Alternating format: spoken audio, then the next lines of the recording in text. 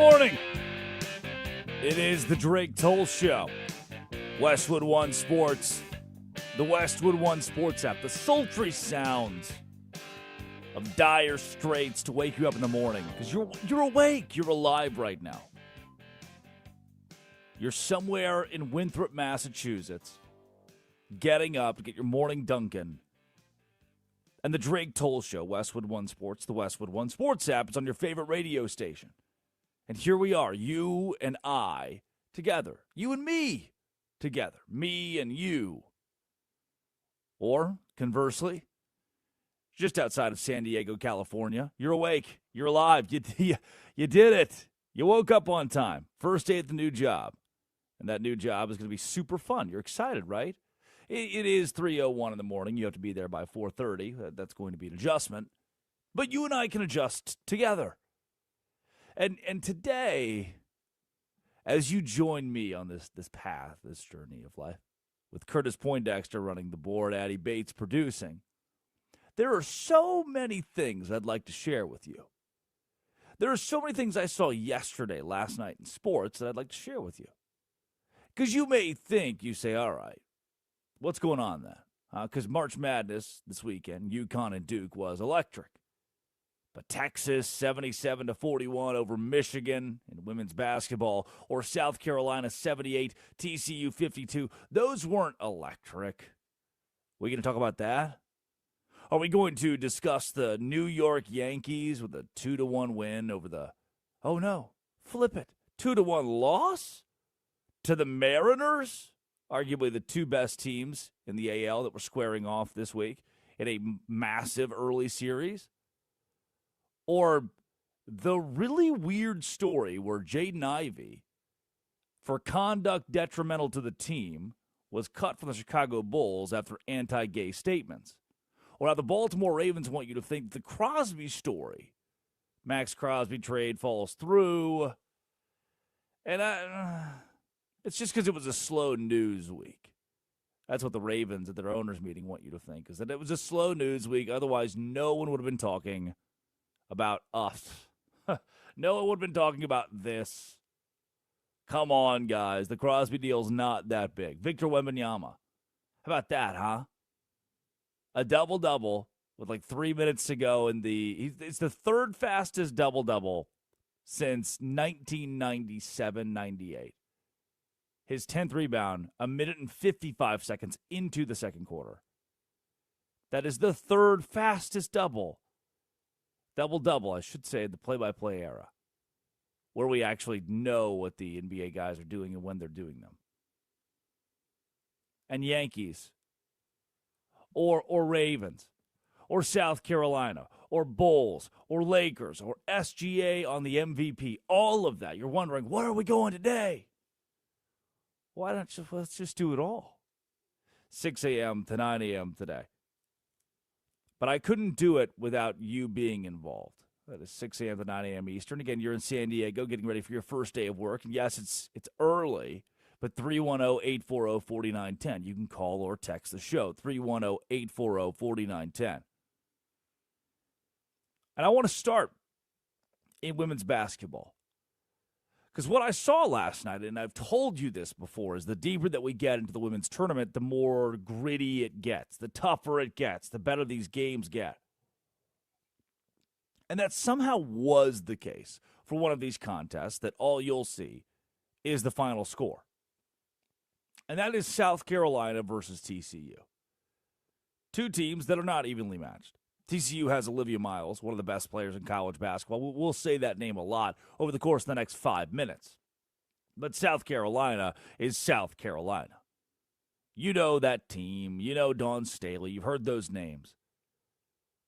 And when you see 78-52, you think, wow, must have been a blowout. But it wasn't.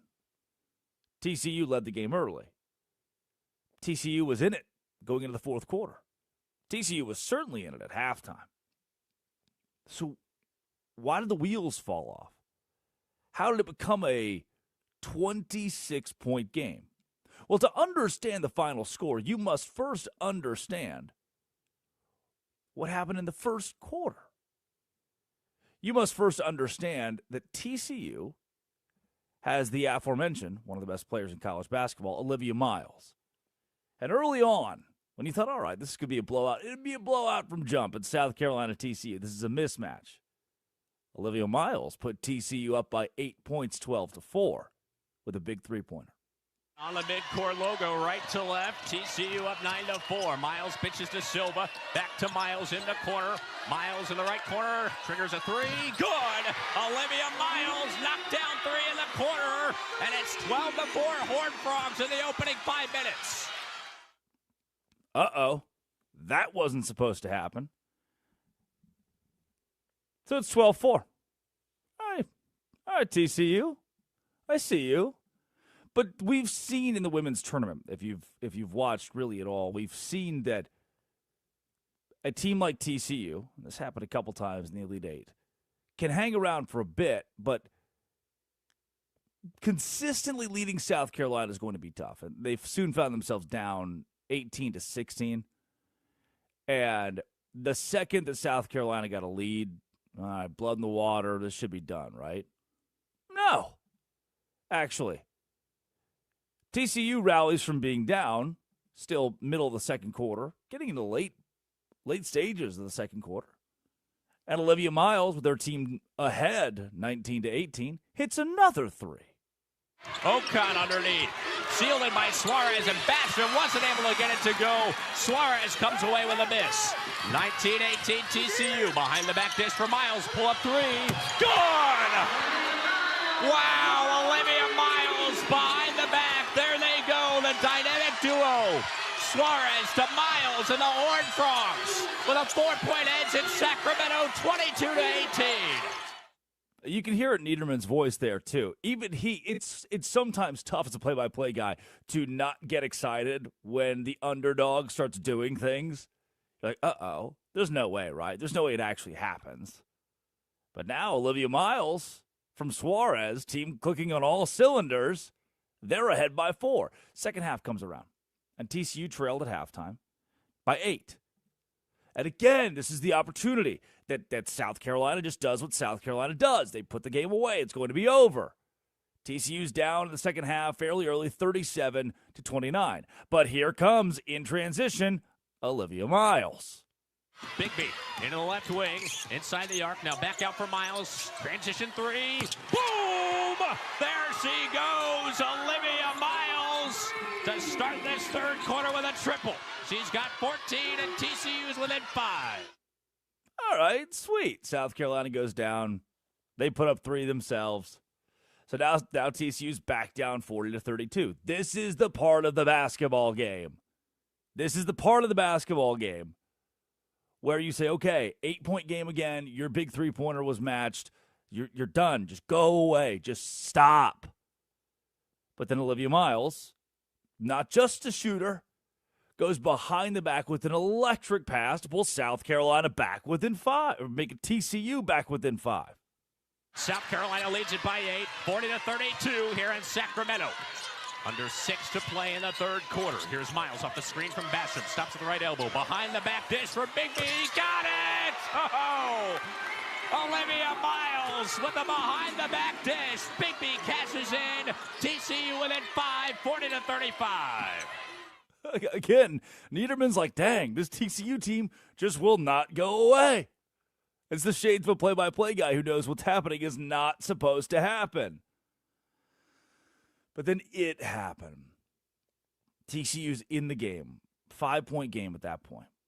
And then South Carolina goes back up by 8. It's 47-39 when disaster strikes. Here you go. Miles dishes a tight bounce pass for Suarez. Can she get going? Suarez pitches back to Miles on the left wing with 10 on the timer. Miles dribbling in with the right hand. Little start and stop move. Puts it up with the right hand. Good. Olivia Miles with her 18th point. Crashing down hard beneath the basket. And she is in some pain. Miles is down. The basket good to make it an 8-point game. 47-39. But Miles down behind the hoop and now helped up by the athletic trainers. Comes off slightly hobbled, but makes her way back under her own power behind the TCU bench. Now lying down on her front side. And it looks like it's that left calf area behind the left leg for Olivia Miles getting the Theragun once again. And it had to be Olivia Miles. If she's 100% healthy, then TCU's got a shot. They can stay in it. But that injury, when she goes down, there was no level where TCU was going to beat South Carolina. Their possibility of a rally, their possibility of a comeback was over at that point when you realize, okay, Olivia Miles, not 100%, and there's no chance that she can get back to that remainder of the game. Lower left leg injury, and that does it. But South Carolina they can't just, jump out and win it in one play. They can't just end the game there with Olivia Miles hurt. Tessa Johnson has to hit a bunch of three-pointers in the fourth quarter to make it happen. Here's her third three of the fourth quarter. That was her 89th made three of the year. They call her Tournament Tessa, the junior from Albertville, Minnesota. Edwards misses in close. Got her own, though. Blocked from behind by Basham. Got him in again. Edwards spinning around. Puts it up short. Rebound control by UConn. Gamecocks gobble up the board. Shots in another. Yes! There she is again. Tournament Tessa with a late introduction into this Elite Eight. She's 3 out of 3 from downtown. 74-48 South Carolina. So with Tessa Johnson hitting threes like that, with Olivia Miles trying to play but it not quite looking right, South Carolina jumped out to a 78-52 victory over TCU and proved that this might be a team that can compete, will compete, the team to compete with UConn. Texas and UCLA both also look really good. 78-52 the final. South Carolina over TCU. Here's the final call. South Carolina is headed to the Final Four. Sheffy pull up two at the horn, no good. And that is it. The three-time national champions are on their way to Phoenix for the 6th consecutive year. South Carolina is going to the Final Four. The Gamecocks take care of business here in Sacramento with a huge fourth quarter, and they knock off TCU 78-52, earning a date with UConn next weekend in the Final Four. And Dawn Staley does it again. She's created a juggernaut out of the South Carolina program, and they're in the Final Four. Again, will anyone be able to compete with UConn? That's the true question. Here's what Dawn Staley had to say, though, post-win over TCU about heading to the Final Four. Head coach Dawn Staley now joining us. Dawn, congratulations. You're going back to the Final Four for a 6th straight year. How did this team do it in the fourth quarter? I just think over a 40-minute period, we told our team we're going to keep throwing bodies at Miles. It's probably not going to work in the first 10 minutes, probably not going to work in the first 20 minutes, but over 30 minutes, over 35 minutes, that's when you see the impact of us just throwing bodies at her, length, speed, all types of looks. And I thought, when you're able to cut the head off, so to speak, the rest of the body will go. Dawn, I love the small lineup when you had to go small, and Agat Makir's play in that small lineup. Can you define what she meant to the win tonight? I mean, she's been actually progressing fairly nicely, like every step, as we ended the season, she was just playing better and better and better and better. And she's our X factor. She's the one that you can play a little small ball with. She can score it. She can defend. I mean, she's got touch passes. I think she's a really quality, probably the most talented guard on our team. Dawn, this is what coaches say, the toughest environment, right? I mean, now you're 8-1 in the Elite Eight game, and you're taking another team to the Final Four. What's the best advice that you can give this group with all of your experience when you get to Phoenix, what you need to focus on? Well, one, we're going to take the day off tomorrow, so I think it's really important that they get to experience their families. A lot of times we don't get a chance to spend time with our families, but we're going to take tomorrow off. They're going to eat dinner with their family, can do whatever they want to do. Come back tomorrow night, look at a little bit of film, And just, you never know. We're going to enjoy this experience, and we're going to enjoy it with all of Gamecock Country. Dawn, congratulations. Go enjoy it with your team. Thank you. Thank you. Dawn Staley, the Hall of Famer, taking her Gamecocks back to a 6th straight Final Four.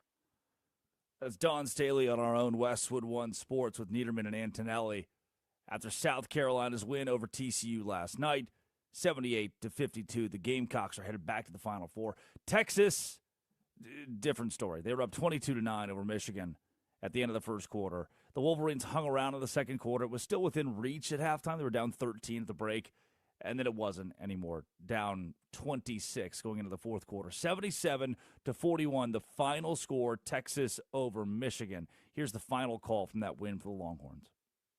77-41. Olsen's three goes off glass. Graves rebounds, gives up to Preston, and the final seconds are going to tick off in Fort Worth. The road to the desert is painted burnt orange for the second straight year. The Texas Longhorns are going to the Final Four. Hugs all around. Rory Harmon embracing with Coach Vic Schaefer. The Texas Longhorns beat the Michigan Wolverines 77-41. And the 40 acres gonna stretch all the way to Phoenix for the 2026 Final Four. And they did it, those Texas Longhorns in Fort Worth, 3 hours away from their home base in Austin, Texas, in front of a primarily burnt orange crowd. Texas, South Carolina are moving on. Coming up is Tommy Lloyd moving on. Well, yes, he's going to the Final Four with Arizona, but is he leaving Arizona to go to North Carolina? Apparently, Michael Jordan gave him a ring on the telephone and said he needs to go ahead and make that move. Will he? This is Westwood One Sports, the Westwood One Sports app. This is the Drake Toll Show. NFL draft is less than a month away, and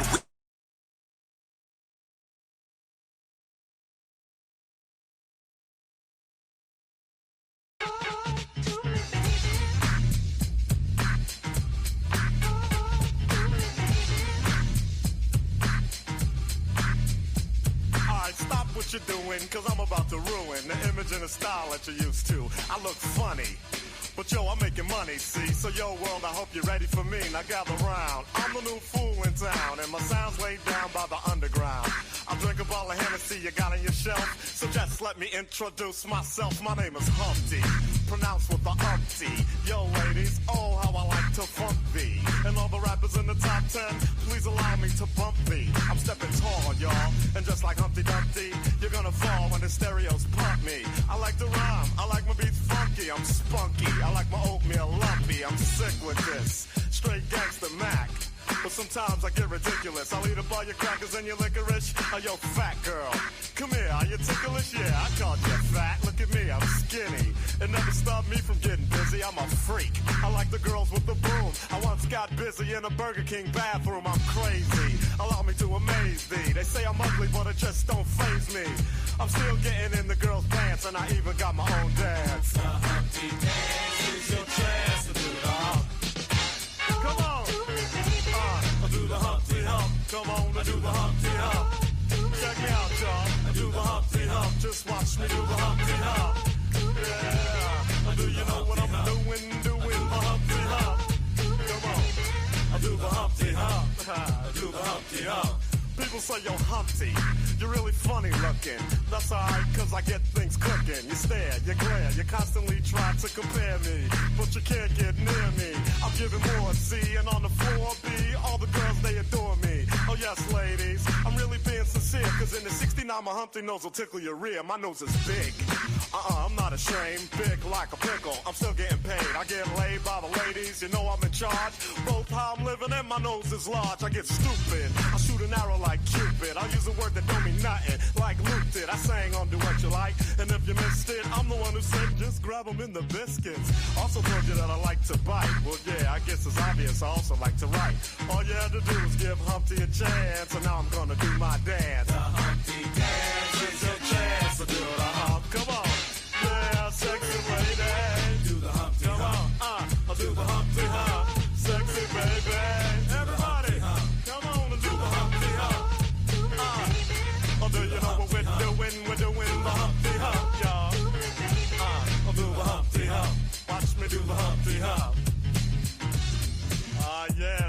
break, y'all. Let that bass groove right here.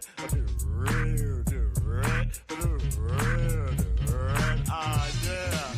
Now that I told y'all a little bit about myself, let me tell you a little bit about this dance. It's real easy to do. Check it out. First I limped to the side like my leg was broken, shaking and twitching, kinda like I was smoking. Crazy, whack, funky. People say you look like MC Hammer on crack, Humpty. That's alright, cause my body's in motion. It's supposed to look like a fit or a convulsion. Anyone can play this game. This is my dance, y'all. Humpty Hump's my name.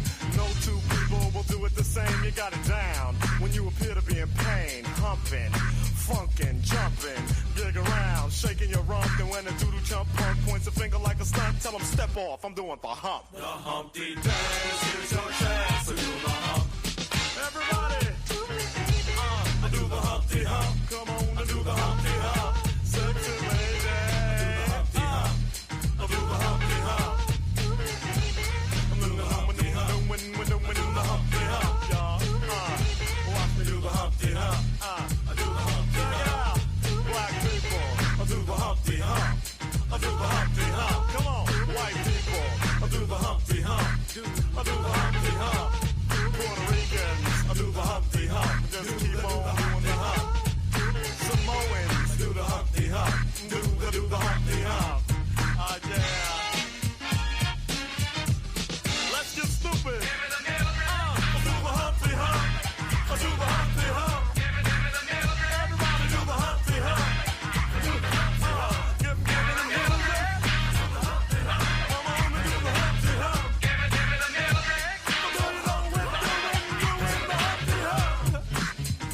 Yeah, gonna break it down. Yeah, sexy lady. Once again, the underground is in the house. I'd like to send a shout.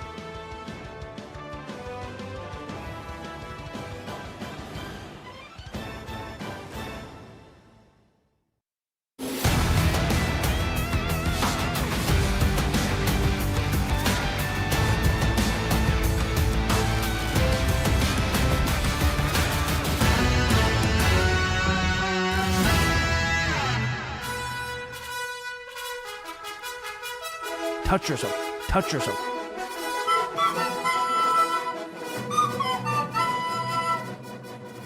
That ball had a family, a wife, 4 kids, living in the suburbs.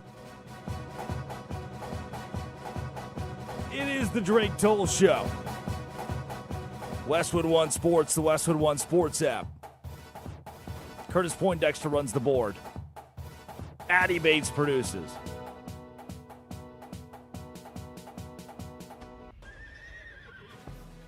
What a day, man. Last night, women's basketball, we had such a good 3 quarters to end it, which was awesome. And I have mastered the art of quad boxing, double boxing, triple boxing, watching a game like South Carolina and TCU, but also the Yankees and the Mariners. ABS this, ABS that. The Yankees dropped their first game of the year. They're now 3-1 after the 2-1 loss. The M's are 3-2 in the season. Or the NBA last night. Like I'm starting to dial in even further to the National Basketball Association because this is the time to do so. I mean, we're genuinely winding down to the crescendo of the season. The last 7 or 8 games for everybody. And the Thunder, man, San Antonio really needed the Pistons to win in Oklahoma City. And the Pistons almost won in Oklahoma City. Down by 10 at halftime. Detroit rallies. They tie it. You go to OT. The Thunder win 114-110. San Antonio, conversely, 129-114 at home over the Bulls. And so still, the Oklahoma City Thunder, 60 wins, 16 losses. The Spurs, 57 wins, 18 losses, 2.5 games back. San Antonio, 2.5 games back of Oklahoma City. And I just don't think, with 6 games left on OKC's schedule, that there is room for the Spurs to catch the Thunder. Certainly not room, mathematically not room, for the Lakers to catch the Spurs. Lakers are 10.5 games back of the Thunder, 8 games back of the Spurs. I'm like Santa Claus in that way. In that, like, both Tim Allen killed me and I can see and watch all. Did last night. But it wasn't, far be it for me to not follow the storylines. Far be it for me to not follow that the Ravens want you to think that the only reason the Crosby news was a slow news week in the middle of NFL free agency. Or to think that I would completely avoid the odd Jaden Ivey situation where the Bulls have waived him after anti-gay comments. I'm watching all this. I'm looking at all this stuff. And one story that I followed closely yesterday that got kind of crazier and crazier as the day went on and new reports came out of Billy Donovan or TJ Otzelberger is the firing of Hubert Davis leading to a Tommy Lloyd, North Carolina run.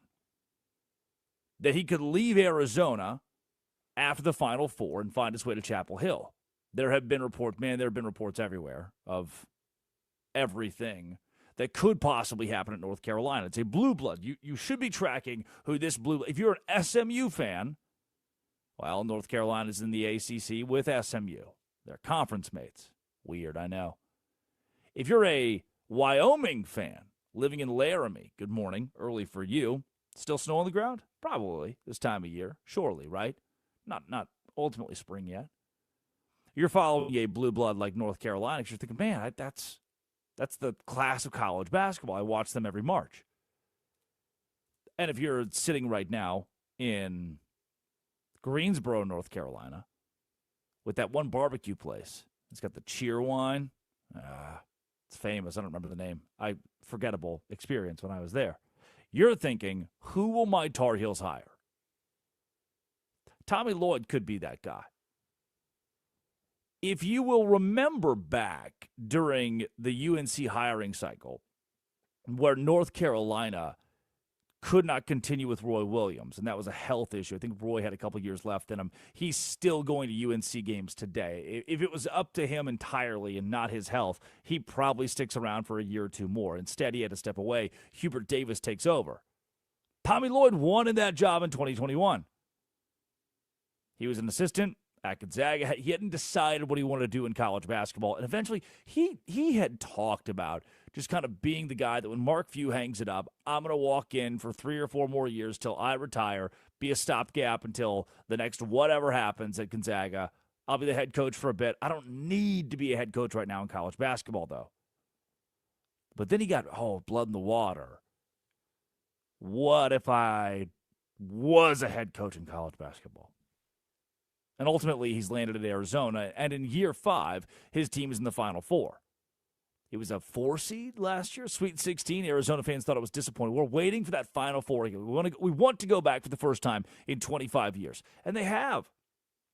But now they're in jeopardy of losing their head coach, who apparently got a pretty important phone call. Here's Doug Gottlieb on who exactly gave Tommy Lloyd a ring. More money. I kind of laughed at the Tommy's going to go to UNC. I'm like, guys, Arizona's got a yeah. I don't laugh at that yet, Colin. I mean, that's the working rumor in college basketball is Arizona doesn't have that much money. There's some fracture in the relationship there with his athletic director, and I was told that Michael Jordan called him 2 nights ago. So that's the working rumor. Wow. So I don't know. None of this is firsthand knowledge. But again, so look at. So this rumor, it's Colin Cowherd and Doug Gottlieb. This rumor of Arizona being in a weird financial spot is one that can be corroborated, actually. There was and this is one of the crazier headlines you'll read in college athletics as it pertains to finances. The University of Arizona revealed a $240 million miscalculation in cash on hand, resulting in a $177 million deficit back in late 2023.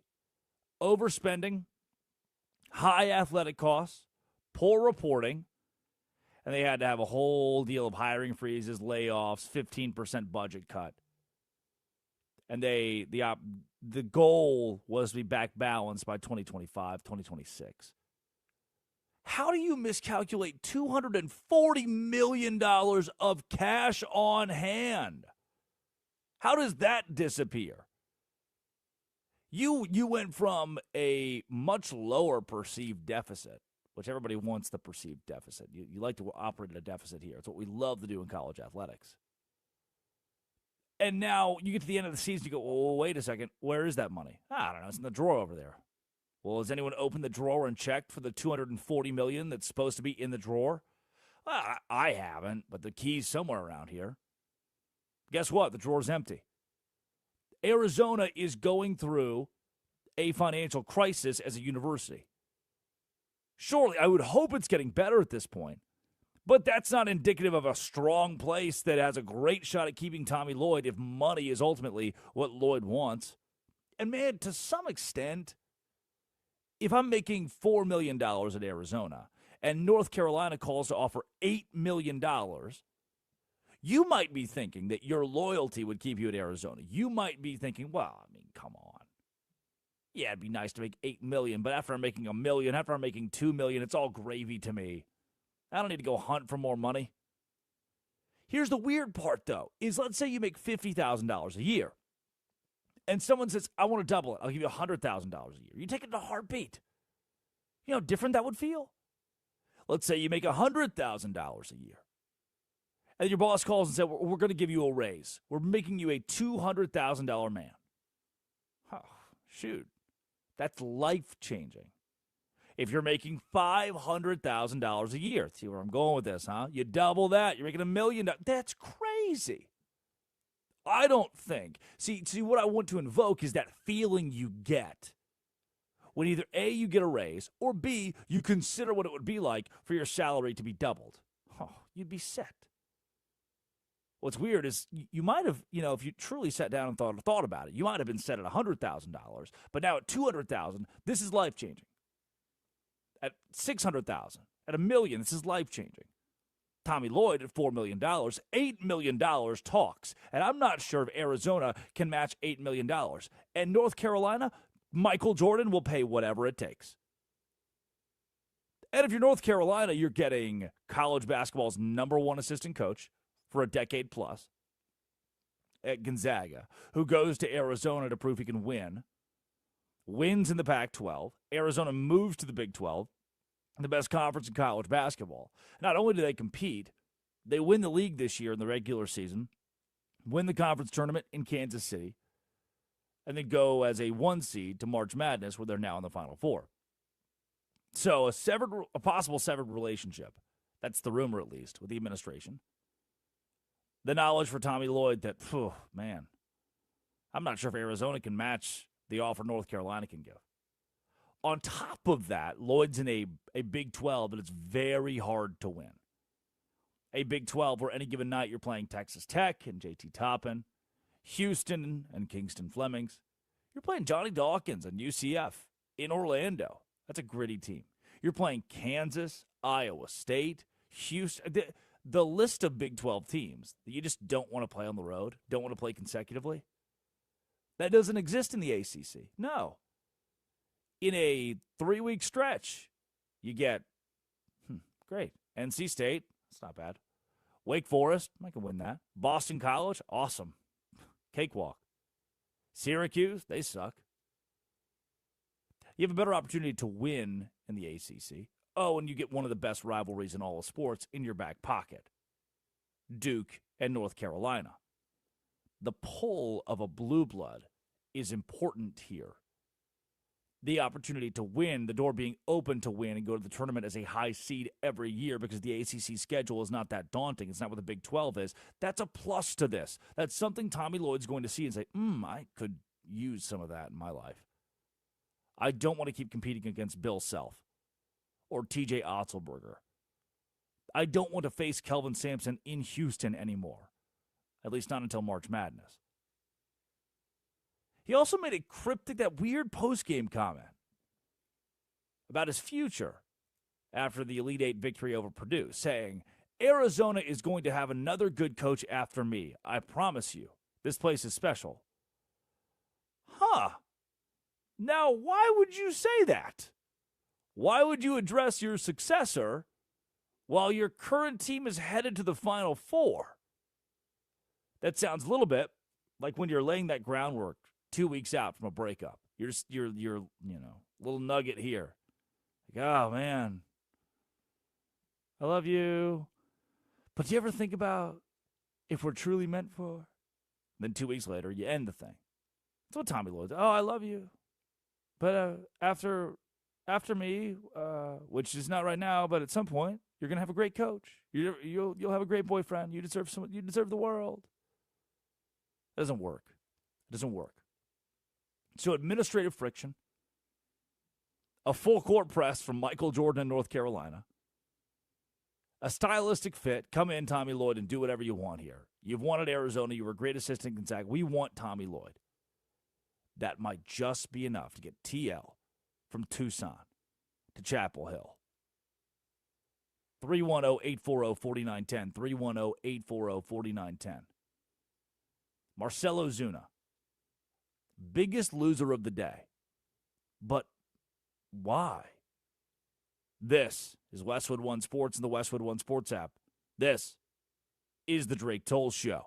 The Final Four.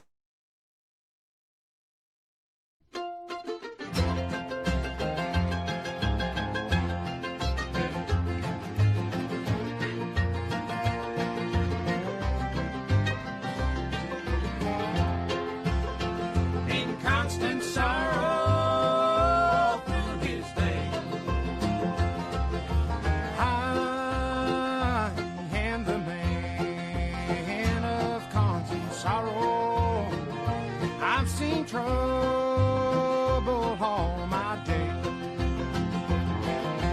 I bid farewell to old Kentucky, the place where I was born and raised, the place where he was born and raised.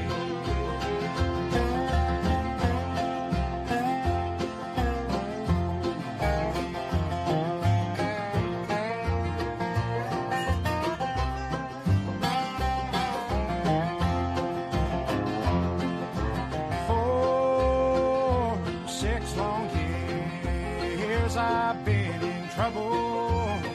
No pleasure here on earth I find.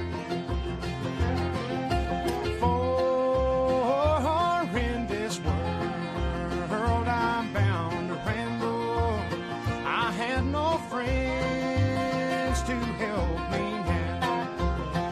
He has no friends to help me now.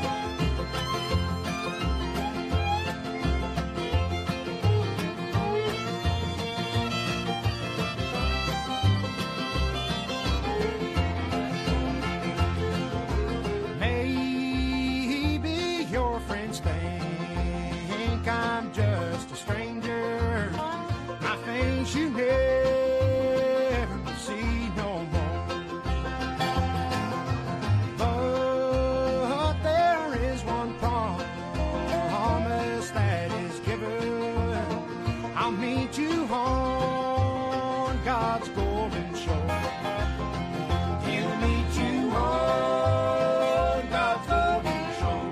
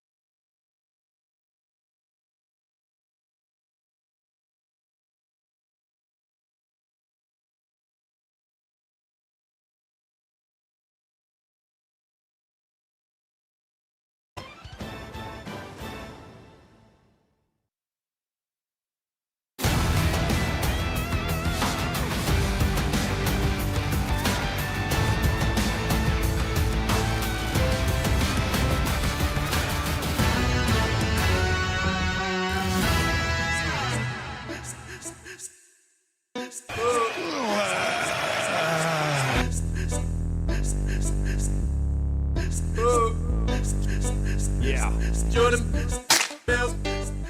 Touch It is the Drake Toll Show. Westwood One Sports. The Westwood One Sports app.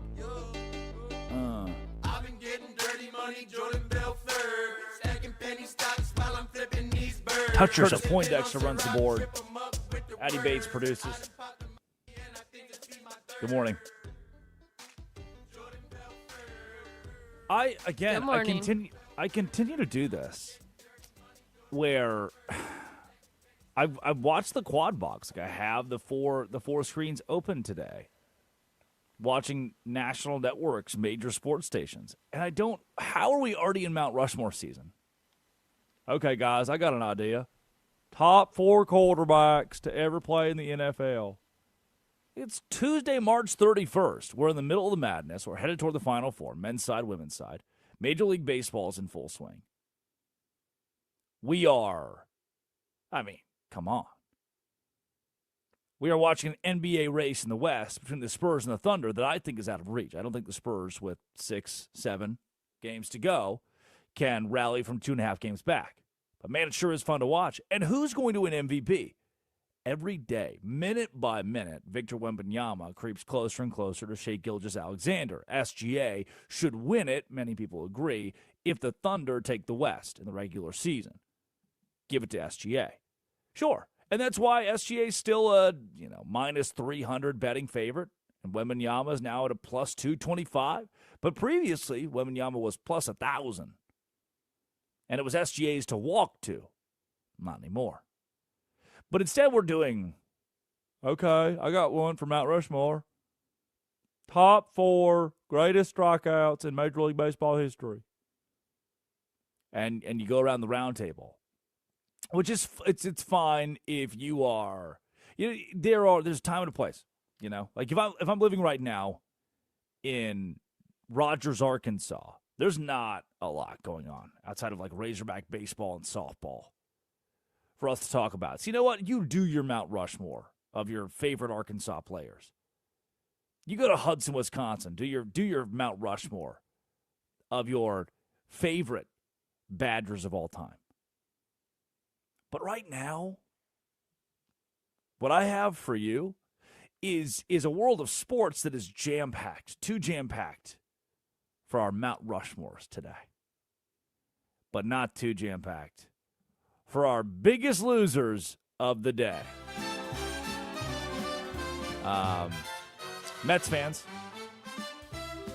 got a DUI chant going with Marcell Ozuna at the plate.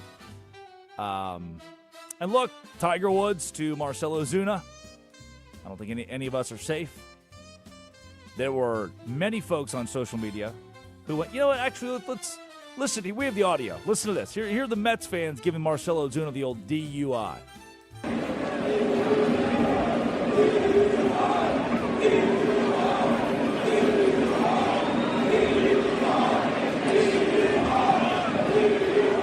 Ozuna in his 14th big league year. And he lifts one out to right. The bench is right there waiting for it. And that retires the side. Luke Weaver gets the job done with a scoreless 7th. The biggest winner of this clip is SNY and their talent, the play-by-play guy, for just letting it rest. Let it eat, baby. Turn those crowd mics up. Let them hear. Mike Dro tweets, people are complaining about this? A multi-millionaire didn't want to get an Uber, and I should feel bad. I'll say this. I don't have, if you get a DUI, and some people are, I've met people in life who you get, it's odd, you get a couple drinks in them, and they're like, hey, can I tell you something? I have a DUI. Like, okay. I wasn't going to have you drive me in general, but thank you for telling me. And on occasion, you'll get it's some sort of excuse or a justification. Well, here's how it happened. That happened with, actually, high profile, Mike Gundy had a running back at Oklahoma State who had 3 or 4 beers, according to him, got behind the wheel, got pulled over. Ollie Gordon got a DUI. Then Gundy went to Big 12 Media Days and said, man, I don't know. It's all about context. I've had 3 or 4 beers and driven a car 1,000 times. It's just being lucky, I guess. Like, what? What? You can't say that. I'm not going to, if you get a DUI, if you're drinking and driving, and 30,000 people want to publicly shame you for that, I'm good. Let it ride.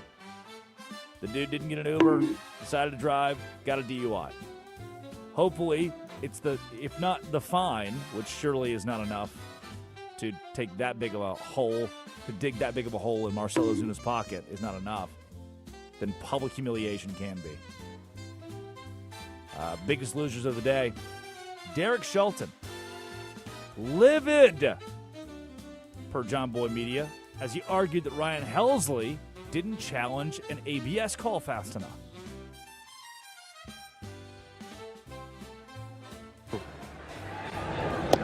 And Helsley drops in a slider that is called ball 4. I don't think Adley Rutschman. I think he did challenge. The pitcher is challenging. Oh, the pitcher is challenging. Yeah, he put him right to his hat. Ryan Helsley with the first pitcher challenge, and he goes! The first challenge by an Orioles pitcher, and Derek Shelton is incensed. He didn't think Helsley got that off in time. Well, he went right to his hat.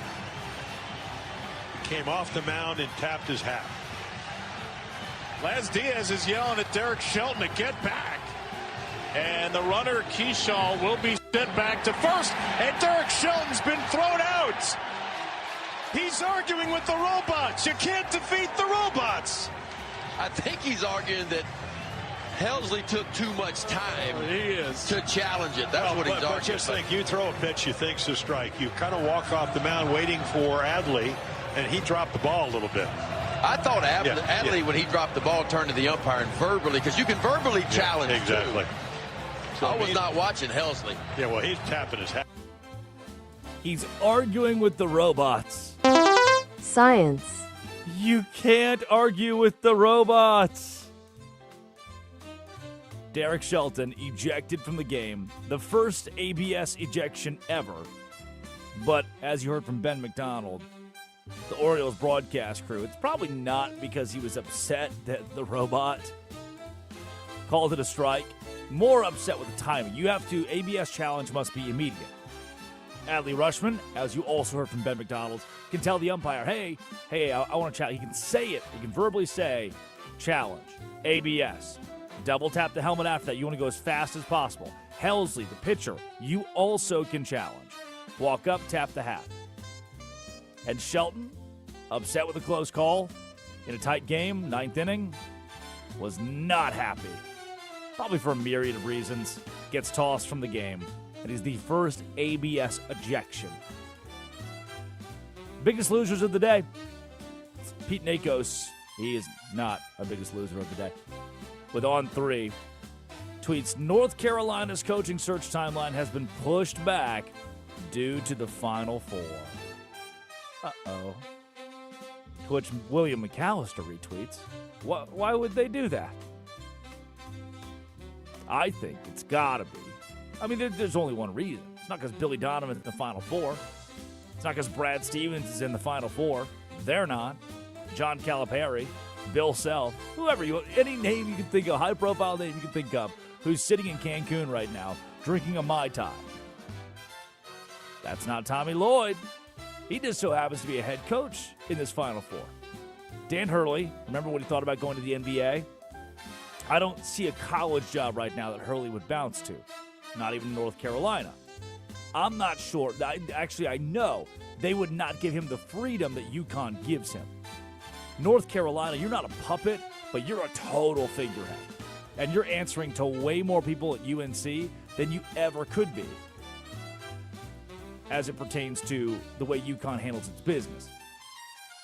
Dusty May? No. Brad Underwood? Too old. May's built a juggernaut at Michigan, complete autonomy. Underwood is getting up there. It's not time for a swing right now, not time for a move. Tommy Lloyd is the only guy out of this bunch, the only one out of the four that makes total sense. And if North Carolina is pushing back its search to after the Final Four, it's probably because the one they want is in the Final Four. They wouldn't have to wait on the other guy, on the next guy, right? April 1st, some contracts, their buyout lessons after April 1st. Is that the case here? They're looking for a coach whose buyout is up tomorrow or next week? I don't think so. Tommy Lloyd, North Carolina. A lot points in that direction. Biggest losers of the day. This is an AI Zoom call with John Shire, Dan Orlovsky, Tiger Woods. Q1 didn't end the way we wanted. Let's talk about the pipeline for Q2. Those three guys have had a rough go at it here the last little bit. Biggest winners of the day. Bunch of Crunch? Yeah. Crunch Bar tweets, you've been pairing Bunch of Crunch with popcorn for years. Now it gets its rightful spot on the concession stand. Introducing the Bunch of Crunch concession dispenser experience coming soon. I don't know if I believe it. It might be fake, but you could, in a world near us, pour your Bunch of Crunch into your popcorn out of a receptacle, into a receptacle from a machine. Congrats. Sponsored by Navy Federal Credit Union, proudly serving all branches of the armed services, veterans, and their families. Learn more at NavyFederal.org. Our members are the mission. Coming up, the trumpet lady dead today? This is the Drake Toll Show. This is Westwood One Sports.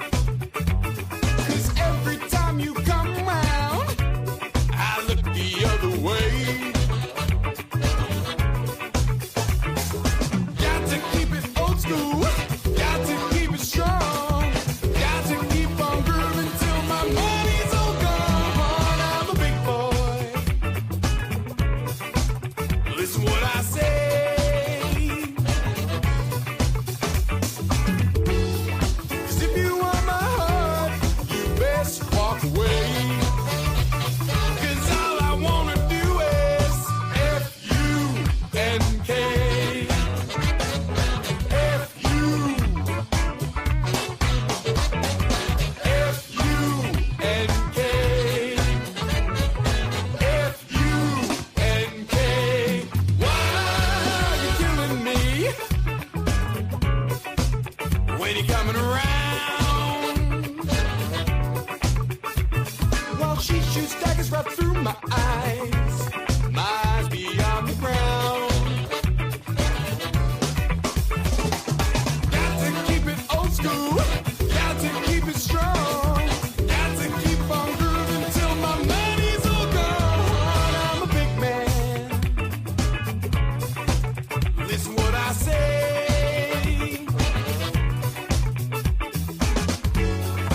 If you want my mind, you best walk away.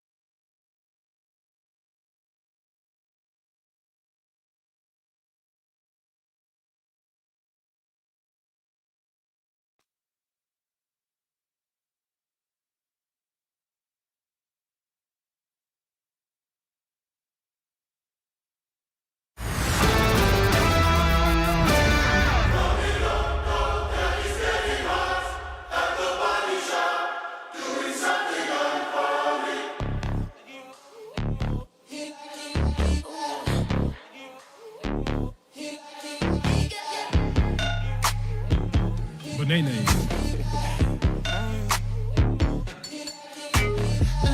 Lucky girl, she got married to a boy like you. It is the Drake Toll Show. Does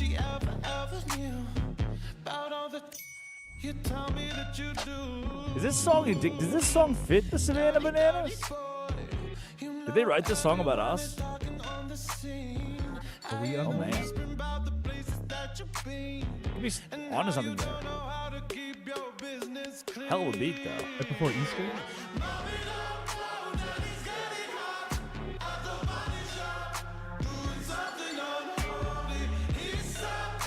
The song's like 3 or 4 years old now. It's kind of crazy. Curtis Poindexter runs the board. Addie Bates produces. 6 a.m. to 9 a.m. Eastern Time. Well, 7 to 9 the rest of the way today.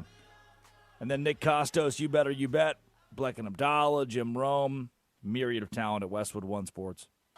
I love that, women's basketball, Westwood One Sports, men's basketball, Westwood One Sports. You name the contest, and Westwood One Sports is there. And then, one day, a group of geniuses decide, you know what, let's do 24/7 radio and make it Westwood One Sports. That has given me a job, which is very fun, and I appreciate greatly, and given me an opportunity to talk to you, whether you're in Spring, Texas, or you're in Tempe, Arizona, hanging out somewhere today in Ocala, Florida, turning on the sports, listening to the radio, looking for your AM station, typically has your classic rock. You go one station too far, and welcome to the Drake Toll Show. It is time for our obituary. Who died today? Obituary number 1, the trumpet lady.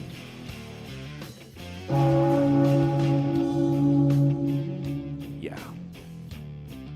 So the Mets with Edwin Diaz. He has that walkout song, right? Really cool. And they brought out a guy named Timmy Trumpets. World-renowned trumpet player. Really clean, really just tight. It was awesome. One of the coolest videos Major League Baseball has produced in the last couple of years. The Dodgers said, well, if anything you can do, we can do better. But they got a first-time trumpet player out there to bring him in. Here's the audio from L.A. Edwin Diaz walking out for the first time as a Dodger.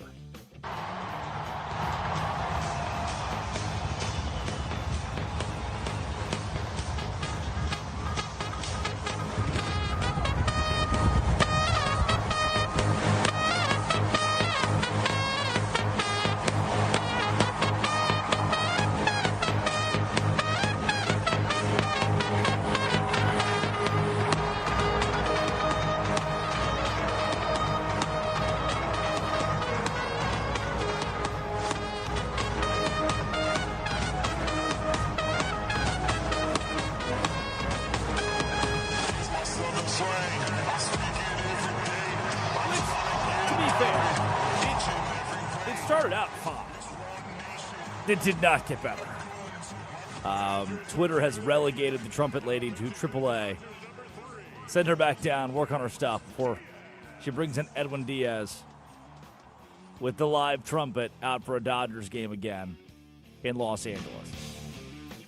Those very same LA Dodgers are the best team in Major League Baseball. Shocking, I know. We didn't see that coming. In a Major League Baseball, they're 3-1 in a Major League Baseball where already there are no undefeated teams. The best team in the MLB, 3-1, the Dodgers. Yankees, Blue Jays also up there at 3-1. Oh, don't look now. But that's right, the Texas Rangers, who lead the AL West at a surprising 3-1.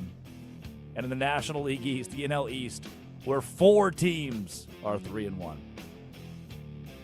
We'll talk a lot of Major League Baseball over the course of the next few months as it ramps up. Also dead today. Oh, man. Any team facing Syracuse basketball next season, find me the nearest brick wall. Jerry McNamara. Oh, yeah. Sorry. Let's do it again. Let's try it again. Any team playing Syracuse next season, they're dead today. Jerry McNamara, opening press conference, Syracuse, brick wall. Here's what he had to say. But make no mistake, you know why I'm here. Anybody that knows me knows why I'm here. I'm here to win.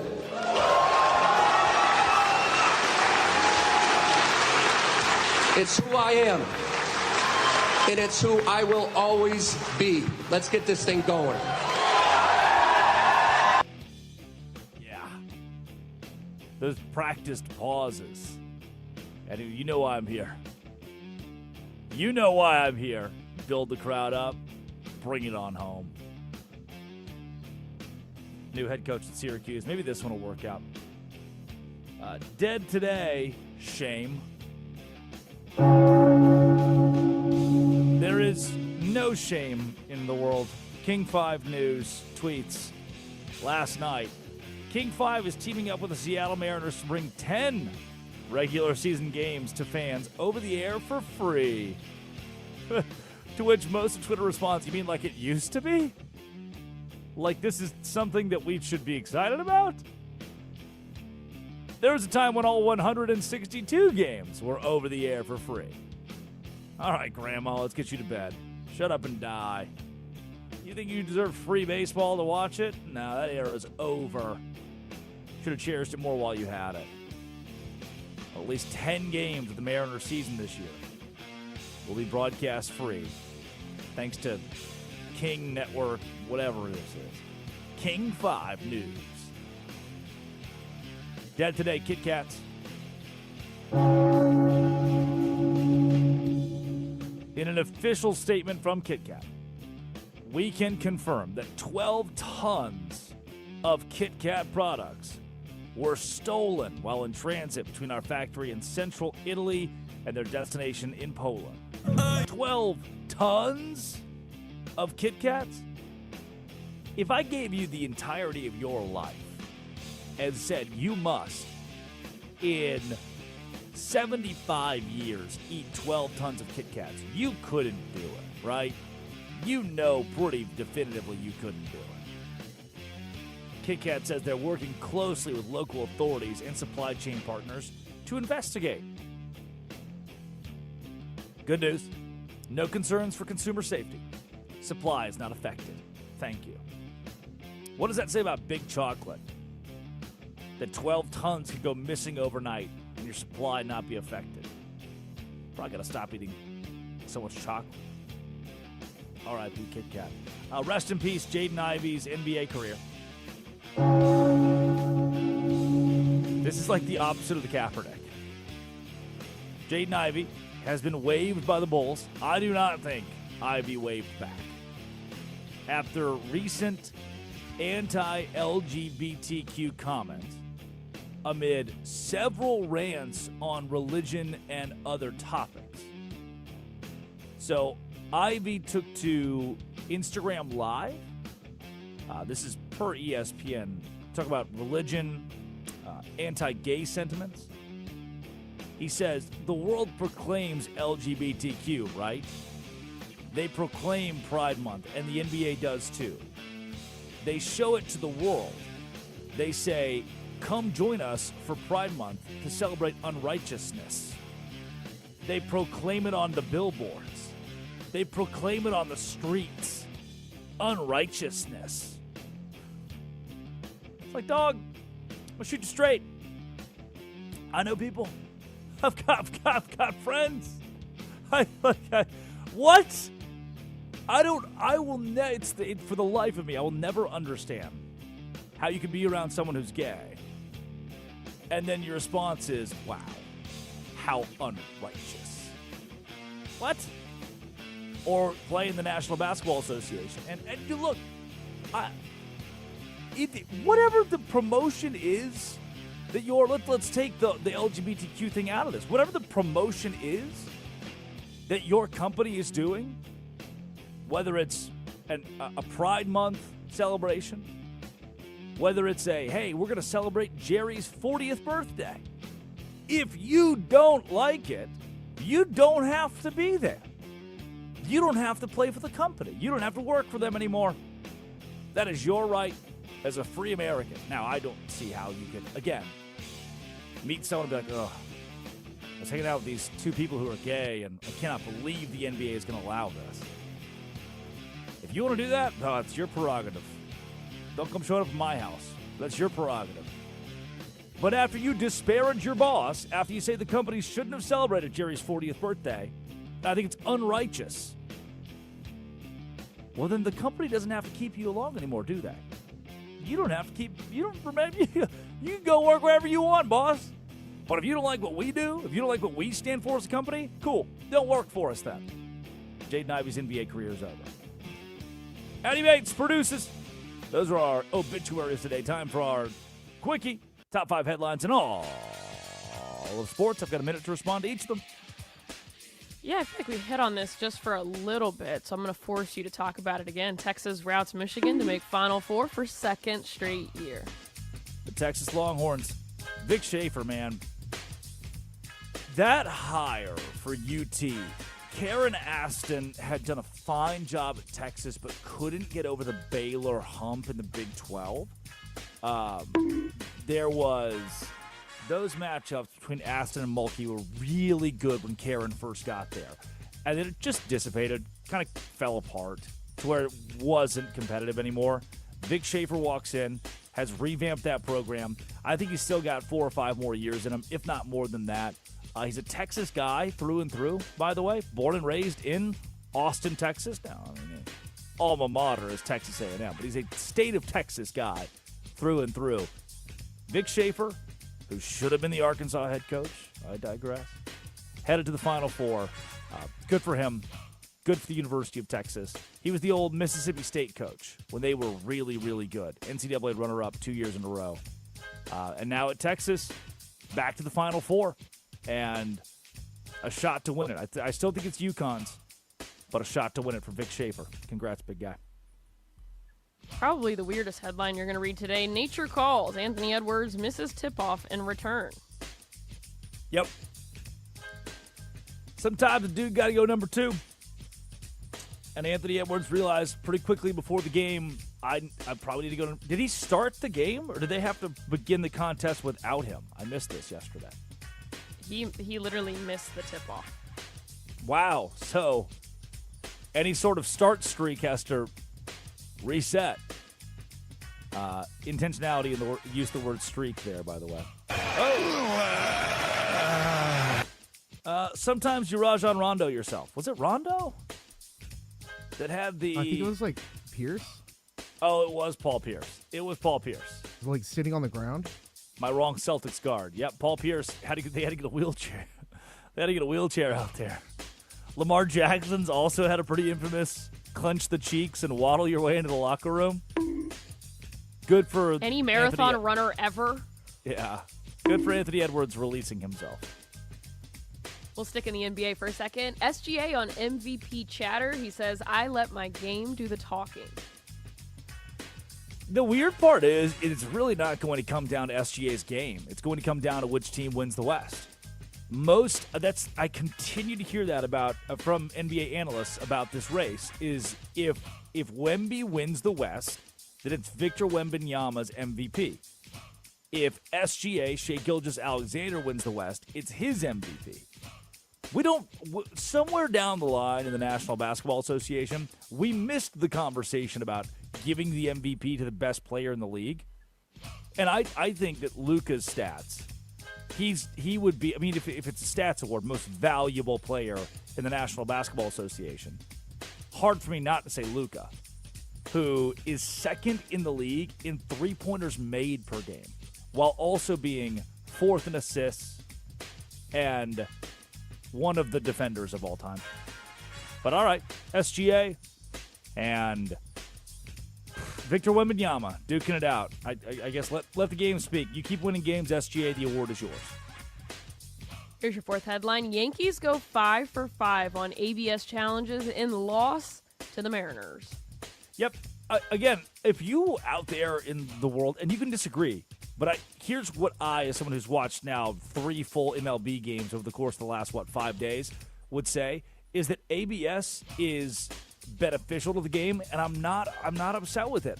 It has not changed the viewing experience that much. It hasn't delayed the game more than a minute and a half, and I like my baseball games to be long anyway. I like a baseball game that's 3.5 hours, 4 hours. Let me sit there, drink my beer, have a good time at the ballpark. I think ABS is ultimately good. It hasn't changed the game as much as I expected it to. It has not been a distraction, and the Yankees perfect in a 2-1 loss against the Mariners. Ooh, this one's interesting. We're sticking with MLB. Justin Verlander roughed up by Diamondbacks in his Tigers return. Yeah, he's old, man. Yeah. More at 8 o'clock. Right. Like, I don't know what to do. Like, the velo on the fastball is not. I would love if he was still good. I would love if the story was, wow, old man Justin Verlander plays into his 50s, does what all that. I mean, it was the trend going from the 90s into the 2000s. Hey, what if we all pitched until we're 45? What if we Roger Clemens this thing? Which, honestly, that was a trend in Major League Baseball 25 years ago, dating back 50 years ago. It's all right, you just kind of play forever. I don't think Justin Verlander's going to be able to play forever. 3 2/3 last night, 5 earned runs, 6 hits, only 1 strikeout. Now he's got a 12.2 ERA. He's 43 years old.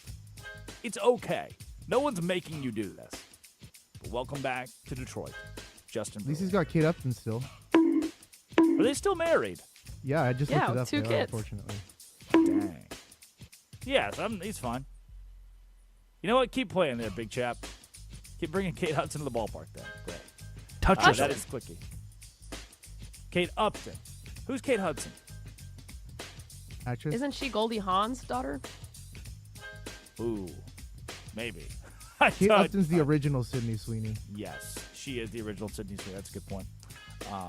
On the other side, what if I told you Duke's epic collapse is the greatest moment in March Madness history? This is the Drake Toll Show.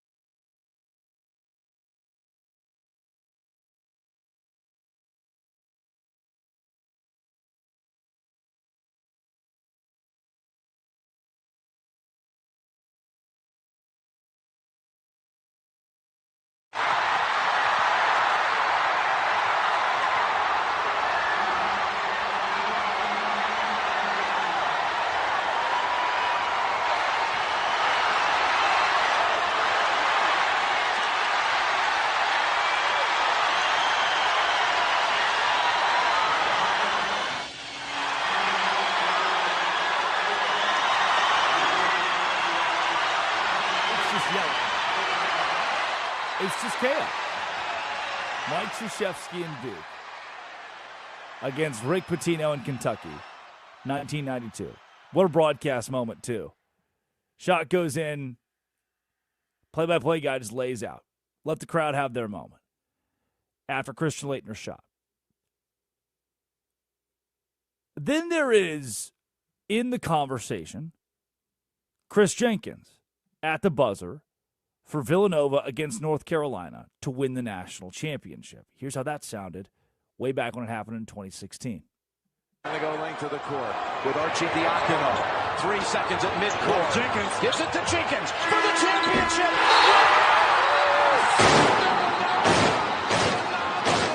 The national champions with Jenkins hitting the winner. I mean, come on. That is incredibly tough to beat. It's to win the national championship. Then, just a couple of days ago, we saw it again. But this time, this year, with 0.4 seconds on the clock, Braylon Mullins put his name in that conversation with Laettner and Jenkins for greatest shot in March Madness history. 72-70, Duke by 2. Sarr to key the inbound now. Full court pressure from UConn. Sarr gets it into Cam Boozer. Boozer back to Sarr. Now ahead to Caden Boozer, and UConn got a steal. Caravan for Mullins. Long three. He got it. Oh, he got it. He hit it.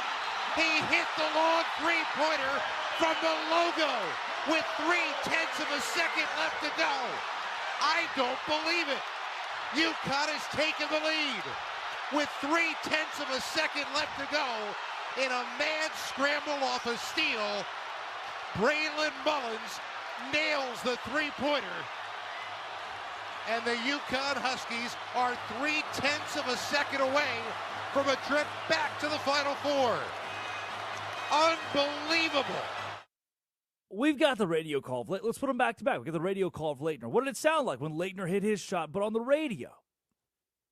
Bobby Hurley up the floor with Laettner. They throw it to left of the floor. Laettner catches, comes down, dribbles, shoots, scores! Christian Laettner has hit the bucket at the buzzer. The Blue Devils win it, 104-103. Look out, Minneapolis! Here come the Blue Devils. We have 3 distinct scenarios. One of them is Laettner in the Elite Eight sending his team, his Duke team, to the Final Four. Another is Chris Jenkins at the buzzer, just like Laettner's being at the buzzer, winning the game for his team that gave his school, Villanova, a national championship. At the buzzer. Now, that game was tied. So you lose a couple points because of the tied score. Then you look at Braylon Mullins' shot, and not too dissimilar. Whatever happened to Chris Jenkins, by the way, you don't know. Whatever happened to Braylon Mullins, you might not know. Duke knocked off Kentucky, 104-103. Duke was trailing, full court heave, Laettner catches, had time for a dribble, turnaround fire.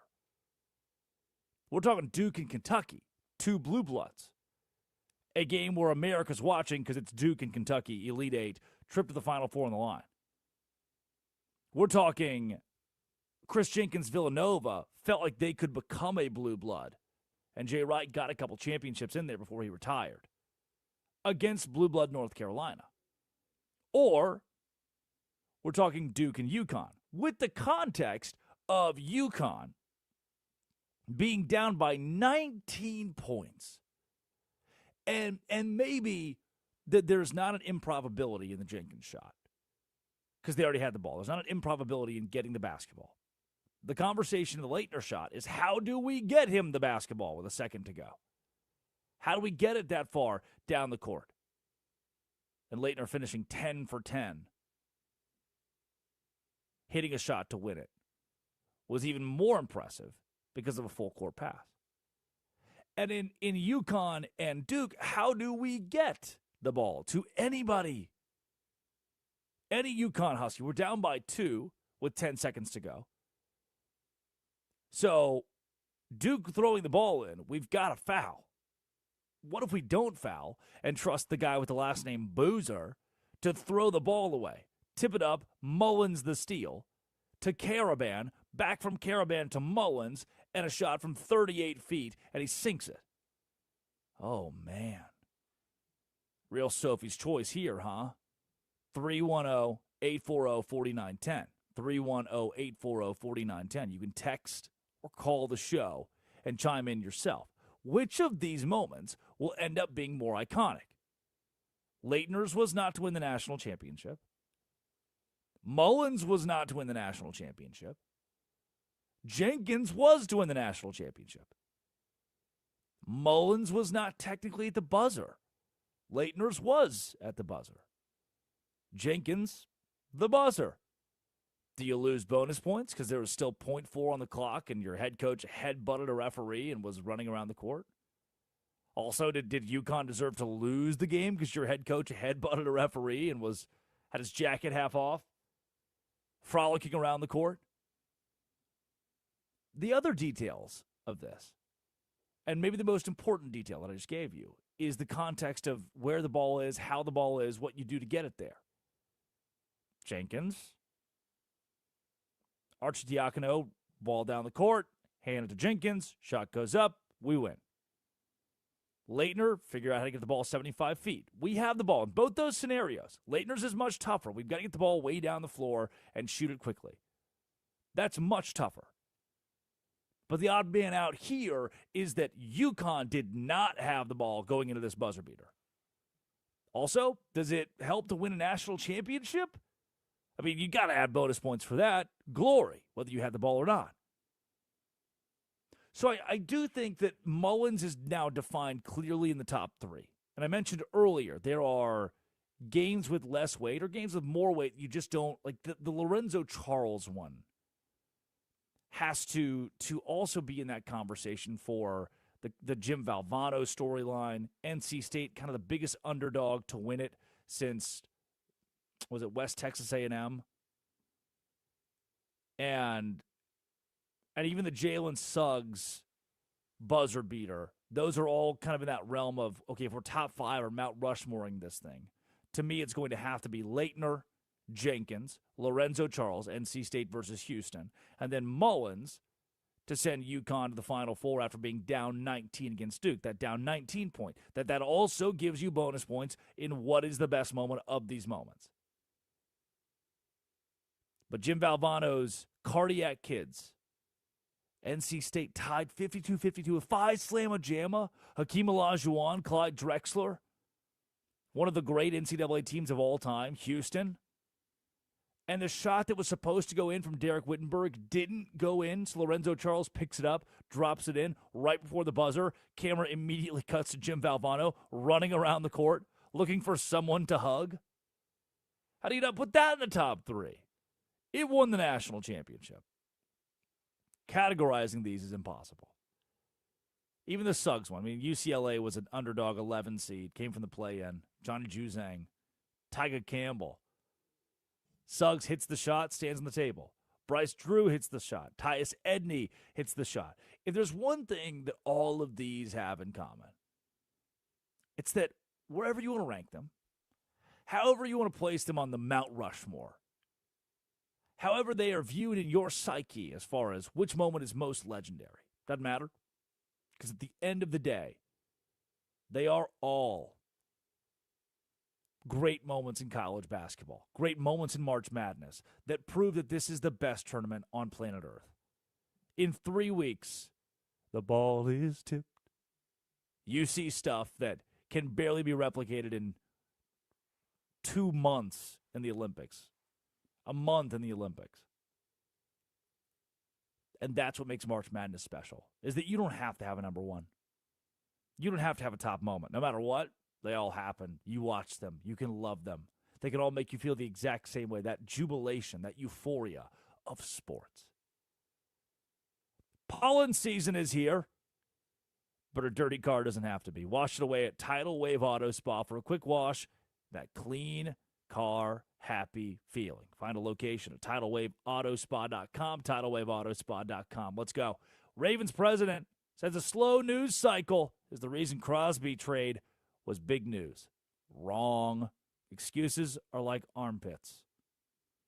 Coming up on the Drake Toll Show, this is Westwood One Sports, the Westwood One Sports app. This is the Drake Toll Show. It was...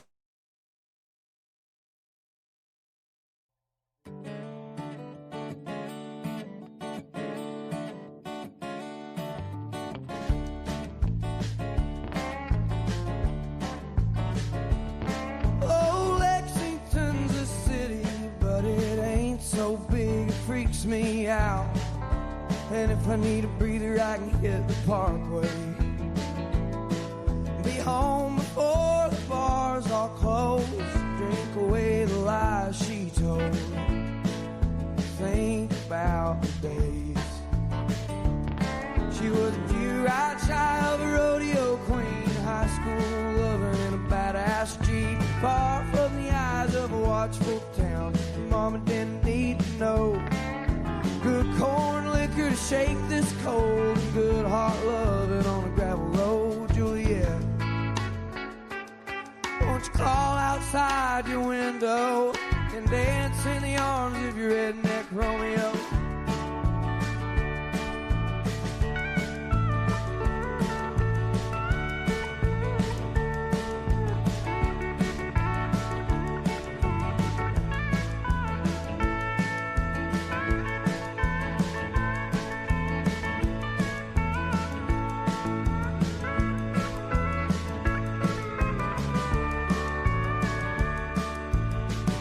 Push came down to shove, I'd be a bandit for her love. Shoot sharp and walk away. She was good before she changed her name, and I bet that ain't all that's changed. Goddamn, I remember the nights. I was a young punk kid from a dried up town, Cold Car County full of hunting hounds. She was the one who kept those boys at bay. Her high heels and my red wing boots, cutting couches in the living room. Juliet,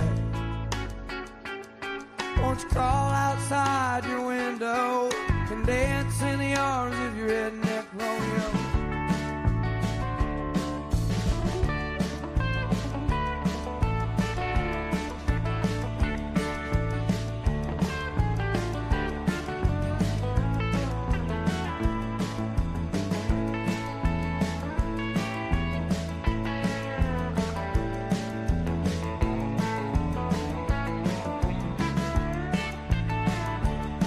Can't win for all this losing, I can't see for all this boozing, but by God I can keep it together. Just to hold my baby close, get her moving down a county road, make up for lost time. She was a pure-eyed child, a rodeo queen, she ran on sex and gasoline.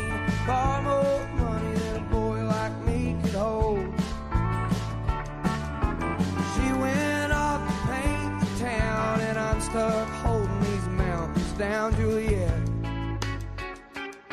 won't you crawl outside your window and dance in the arms of your redneck Romeo? Won't you crawl outside your window and dance in the arms of your redneck Romeo?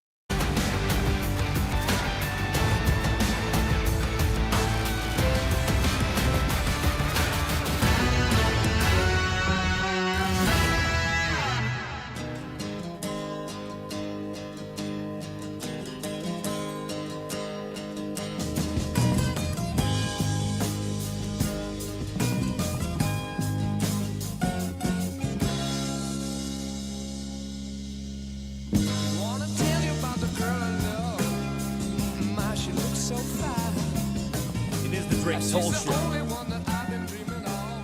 Westwood One Sports.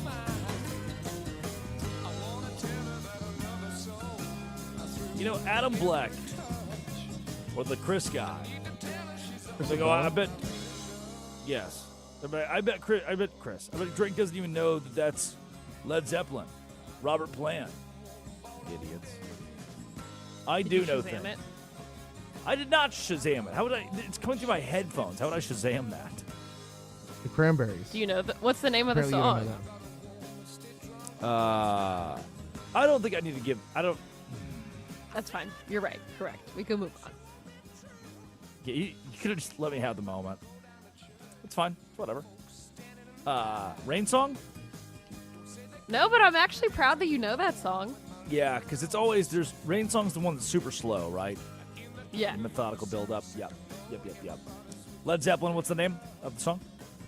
Hey, what can I do? Hey, what can I do? Yeah, take that, Black and Abdallah. Now what? Touch yourself. Take that, Josh Graham. Jeez. They hate listen to this show. They turn it on like, all right, what can we get them on today? Nothing. No soup for you. I watched Seinfeld. Jeez, man. I know that the Kramer guy did some questionable things at that comedy club. The Comedy Store. It's like down the street over here. Is it really? No way. It's pretty close, yeah. Yeah, that's a bad one. On a scale of 1 to things you can do, not on there. Nope. Which Tim Allen do something similar? Did Tim Allen do that? Did he drop something an like that? Yeah. Really? Wow. We should. Addie, you're the producer. You know things. Did that happen? The Tim Allen one? I didn't know Tim Allen did that. I wouldn't be shocked. Oh, interesting. Per IMDb, this is the headline. Tim Allen demands to use the N-word? Oh, no. I never knew this. From the AP, Tim Allen wants to reclaim N-word in comedy. Oh. What about in 1978 when he was arrested for possession of 1.43 bags of snow? Okay, who among us, by the way? Pounds. Of course, Tim Allen would have snow on him. He was Santa Claus. Now what, huh? 1.43. How else does Buzz Lightyear get his buzz? Whoa. What the hell? Didn't we are we doing another Toy Story with Tim Allen? We did one after he did this. After he said we need to reclaim it. And they did one with Chris Evans before, too, the early one. Hold on. What did Chris Evans do? No, he hasn't done anything. Okay. Woo. Oh, they had him be Buzz in the last one. They did a origin story of him, and they used Chris Evans instead of Tim Allen specifically. Yes. But they used, because Toy Story, I think 3 or 4 or whatever, one came out in 2017. They would have filmed that, recorded it. That was 4. After Tim Allen had said that he wanted to reclaim. When did he claim it? What do you mean reclaim? As you can't reclaim something unless you've previously claimed it. I did not know that Tim Allen owned that word. Oof. Sometimes you just don't have to say things. I did not. Wow, never meet your heroes. Idiot of the day? Yeah, I mean, of the decade, but it's just the AP. Tim Allen isn't a fan of the N-word. Not just the word, but the phrase. I'm confused. The term is worse. Oh, wow. Okay, so listen to this. 60-year-old, back then he was 60, told Tampa Bay Times in Florida the term N-word is worse than the racial slur it represents. He's really got to put the shovel down. He has really got to stop. Which that was 13 years ago, so surely he stopped by then. His comments were not taken lightly on social media. Well, yeah, no kidding, huh? They didn't like that one on Twitter, did they? It was a Wild West of Twitter. Can we put him in obituaries, idiot of the day, and biggest loser, please? Can he get the trifecta today? Did you know this about Tim Allen? I didn't know that part. I knew his views because I knew that him and Tom Hanks didn't actually get along with that kind of stuff. Right, because Tom Hanks drinks the blood of children, so that's what I read at least. He didn't have a friend in him. Yeah, that's nuts. Okay, so they don't get along. I could see that. No. If my previous friend said Allegedly. If my previous friend said that we should reclaim the N-word, I probably wouldn't be friends with them either. I would unclaim them as a friend. Oh, all right. Well, wow. I don't even know how we got there. We did. Who was did I reference someone who also did that? Who else did I mention John Gruden? Is that how we got Kramer, here? and then I piggybacked off of it. Yep. Piggy money. You piggy bunnied off of it. Yeah. Addy's cap. The Baltimore Ravens were a quasi biggest loser this week. Team president Sashi Brown says Monday the rescinding of the Max Crosby trade won't negatively affect the team's reputation. The only reason we got criticized was, and I quote, a slow news cycle. We've got strong and long relationships across the league, Brown said at the annual league meeting. We have emphasized the importance of doing things the right way. We'll continue to do that. And we understand that it is a headline story because of its profile and significance. We believe our relationships, to the extent that you need time to repair them, people understand who we are and what we're about. When you have high-profile transactions like this and opportunities like this, it's unfortunate, but sometimes these things do happen. No fault of Max, ours, or the Raiders. It's just kind of how it played out. I mean, no, dog. You took the guy who had knee surgery. His knee was severed off. They had to reattach it. And you said, oh, I want that guy for 2 first-round picks. And then you got there to sign the piece of paper. And you read in the bold, underline, italic, 8x10 color glossy pictures. You read 2 first-round picks. And it set in. It sunk in. For the first time, you're seeing this on paper and going, I don't know if I should do this. So instead of trading Max Crosby, you throw him away and you're done. You'd say, he failed his physical. What do you mean failed his physical? We already told you his knee was severed off. They tried to reattach his knee. He's working back from that. You knew that it's not some hidden knee thing. You knew that when you went to sign him. So you called Dr. Cooper, the Cowboys team doctor. You said, Doc, hey, boss, could you take a look at this knee? Dr. Cooper looks at the knee and says, yeah, man, that's a knee that looks like it had something torn up in it. And they reattached it. So if that's what you wanted to know, that's what I got. And the Ravens said, thank God. Whew, dodged a bullet there. This knee surgery thing, whew. Now we don't have to take him because his knee's all messed up. As if they didn't already know. It's this cold feet at the altar. And then you think to the lack of feel for your response to be, it wouldn't be a story. It was just a slow news cycle. Again, I'm talking the NFL's most valuable player in the Super Bowl, the Super Bowl MVP, Kenneth Walker III, had just signed on a stupid lucrative deal with Kansas City. We're seeing Kyler Murray go to Minnesota. We are watching to see where on earth Tua's going to land just for him to be in Atlanta. And you're telling me, and those might not have been the 3 biggest stories, and you're telling me, it wasn't the Crosby one. I'll never forget where I was when I saw the news that Max Crosby, the trade had fallen through. You want me to believe that for 72 hours, the number one story in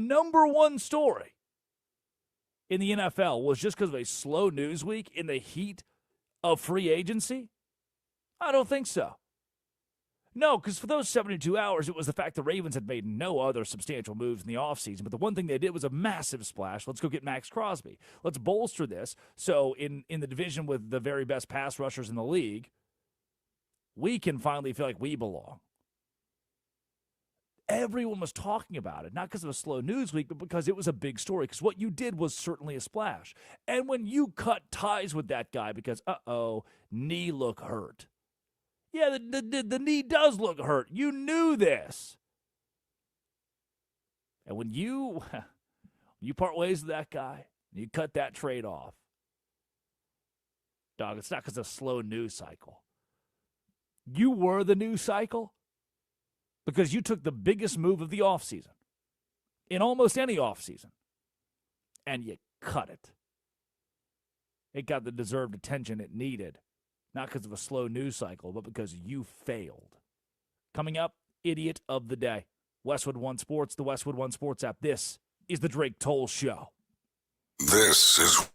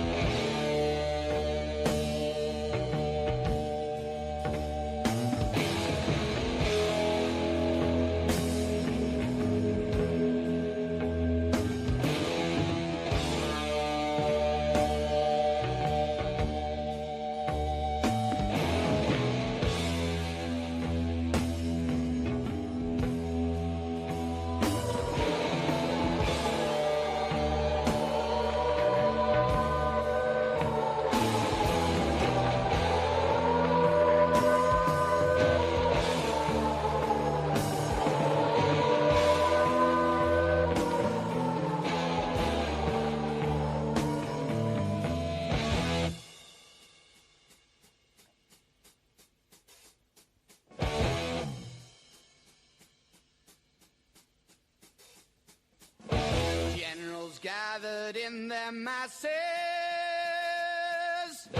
just like witches at black masses. Evil minds that plot destruction, sorcerer of death's construction. In the fields of bodies burning, as the war machine keeps turning, death and hatred to mankind, poisoning their brainwashed minds. Oh Lord, yeah.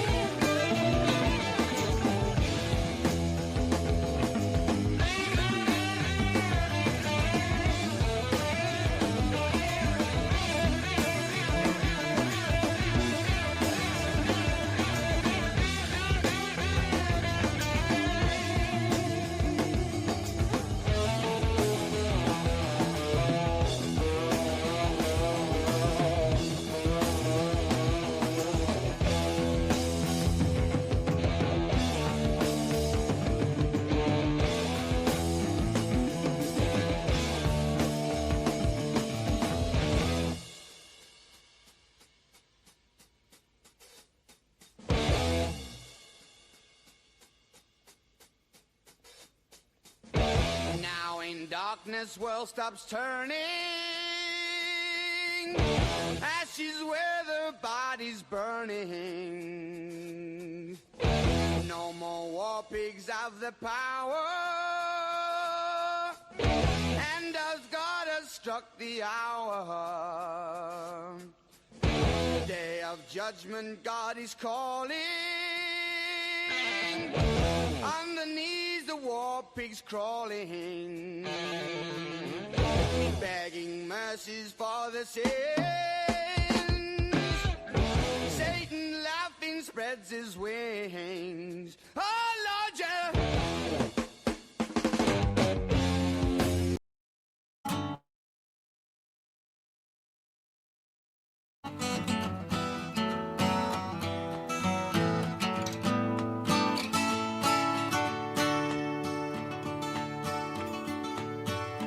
Dance with me. I want to be a partner. Can't you see? The music is just starting. Night is calling, and I am falling. Dance with me. Fantasy could never be so killing. I feel free. I hope that you are willing. Pick the beat up and kick your feet up. Dance with me. It is the Drake Toll Show. Westwood One Sports, the Westwood One Sports app. Orleans brings us back into the 8 o'clock hour. Happy Eastern time, everybody.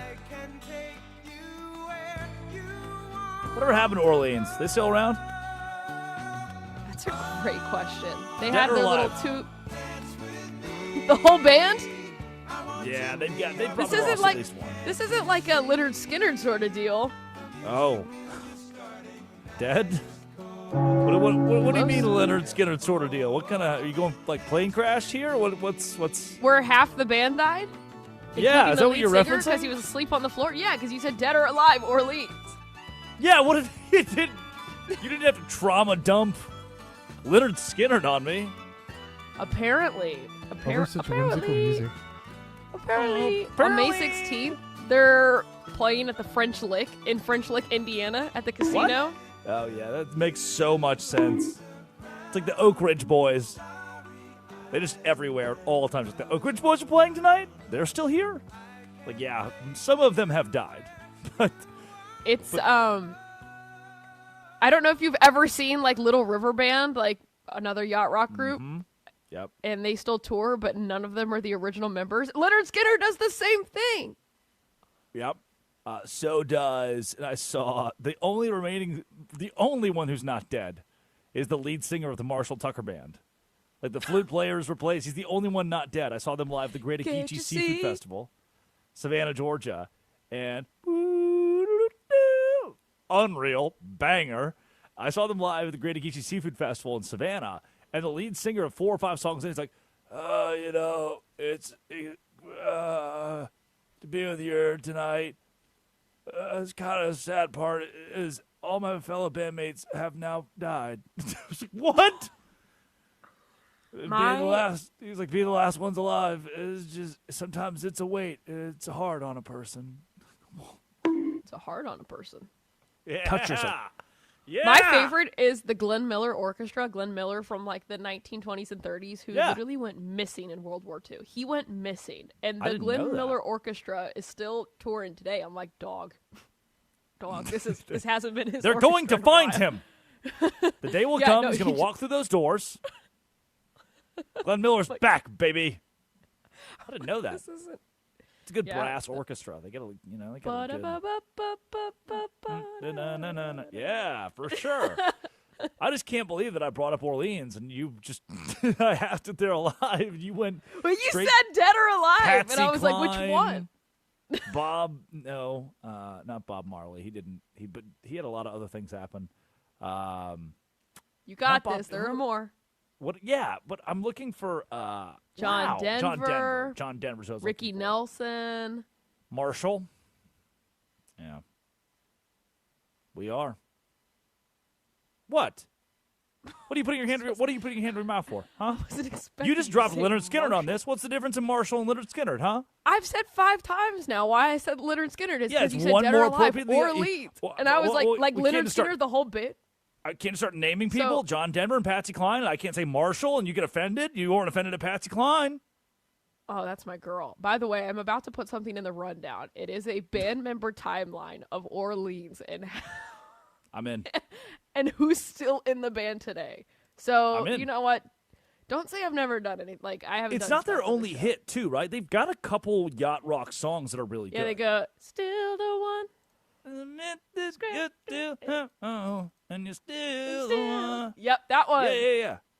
I just put the band member timeline. Look at this. Oh, no. It's great. 1, 2, 3. They've had this is 24 people that have been in the band. Mm-hmm. Like, Charlie Shue is somewhere listening, and he was a member of the band for what seems to be about 30 days. And he's somewhere listening to the show right now going, what the hell? I will say my favorite one. The reason why I bring up Little River Band is because it's one of my dad's like guilty pleasure bands. So I bought tickets as like a Father's Day gift one time, and we show up, and I didn't do my research. This is my fault.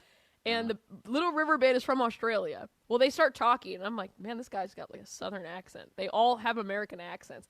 They're like, whenever we wrote this song, I was like, dog, you did not write this song. You just have the naming rights to a band that like none of y'all were in. Yeah. It's the craziest thing. It's insane. Yacht Rock likes to do that. I mean, well, anybody from the 70s, 80s, they like to do that. Toto was a studio band. They were never a band. They were just a bunch of dudes who played studios in L.A. And so when an artist would come, like Journey would come in and say, hey, we need someone to play electric on this song. We need somebody to play keys on this song specifically because we need 2 keys players. We need somebody who we need a different skill set, etc. We need a trumpet. And so you'd find the guy in the studio who's like, yep, here's our studio guy. He plays trumpet. He'll play trumpet on this song. And Toto was just a mixture of all those studio artists who were sitting behind the scenes playing these songs, in fine print on these random albums for Aerosmith. And Toto was like, we could do that. And you know what they did? They thought that Africa was the stupidest song ever. They almost left it off the album altogether. It's the final song. I wish they did. Side B. And they said, we should cut this. And ultimately they decided last second, whatever, fine, put it in there. And now they're only known for boo doo doo doo doo doo doo. And it really isn't that good of a song. Like Hold the Line. Porgy. Hold the Line is a banger. The Rosanna Shuffle, great drum beat. Yep, for sure. It's an old man along the way. But that's the one they're known for? What a dilution. You can know Rick Astley for Never Gonna Give You Up, because that's it. That's all you really need from Rick Astley is Never Gonna Give You Up. Nothing else in there do I need to listen. You don't have to listen to that. Together forever. Right. Him and Tom Jones, man. Tom Jones, and McDonald, Doobie Brothers. Oh my God, Michael McDonald? He's on every yacht rock song ever. Correct. And they all have the same, let's go. Seattle Seahawks head coach? Yes. Yes. Yes, correct. They all go deep, way back in the throat. They're like, oh, yeah. Like, that's kind of this. Yeah. Have you ever heard Peg by Steely Dan? He gets up there. Heard what? Peg. Yeah, okay. Which I like. my Steely guy. Dan's a fun yacht rock band. McDonald, they don't. Astley. They do hate like that. being called yacht. They do hate it because the Bill Simmons documentary about yacht rock, and they called Donald Fagen, and he told them to go F themselves when he brought up the word yacht rock. Legendary, by the way. I love that. Hi, Bill Simmons here, which I don't think it was Bill on the phone. Is this Donald Fagen? Because we were calling about a documentary for yacht rock. He said, go F yourself. It was probably like an intern, like, hi. Yeah, Mr. Fagen. Which, hopefully that intern understood how cool it would be to call Donald Fagen right now. Whatever happened to him? Is he still around? Yes, he is. The other member of Steely Dan isn't around. I saw Steely Dan. I saw Donald Fagen. No, Walter you didn't. Becker. That's I crazy. did. I saw them open for Eagles. I'm telling you, dude.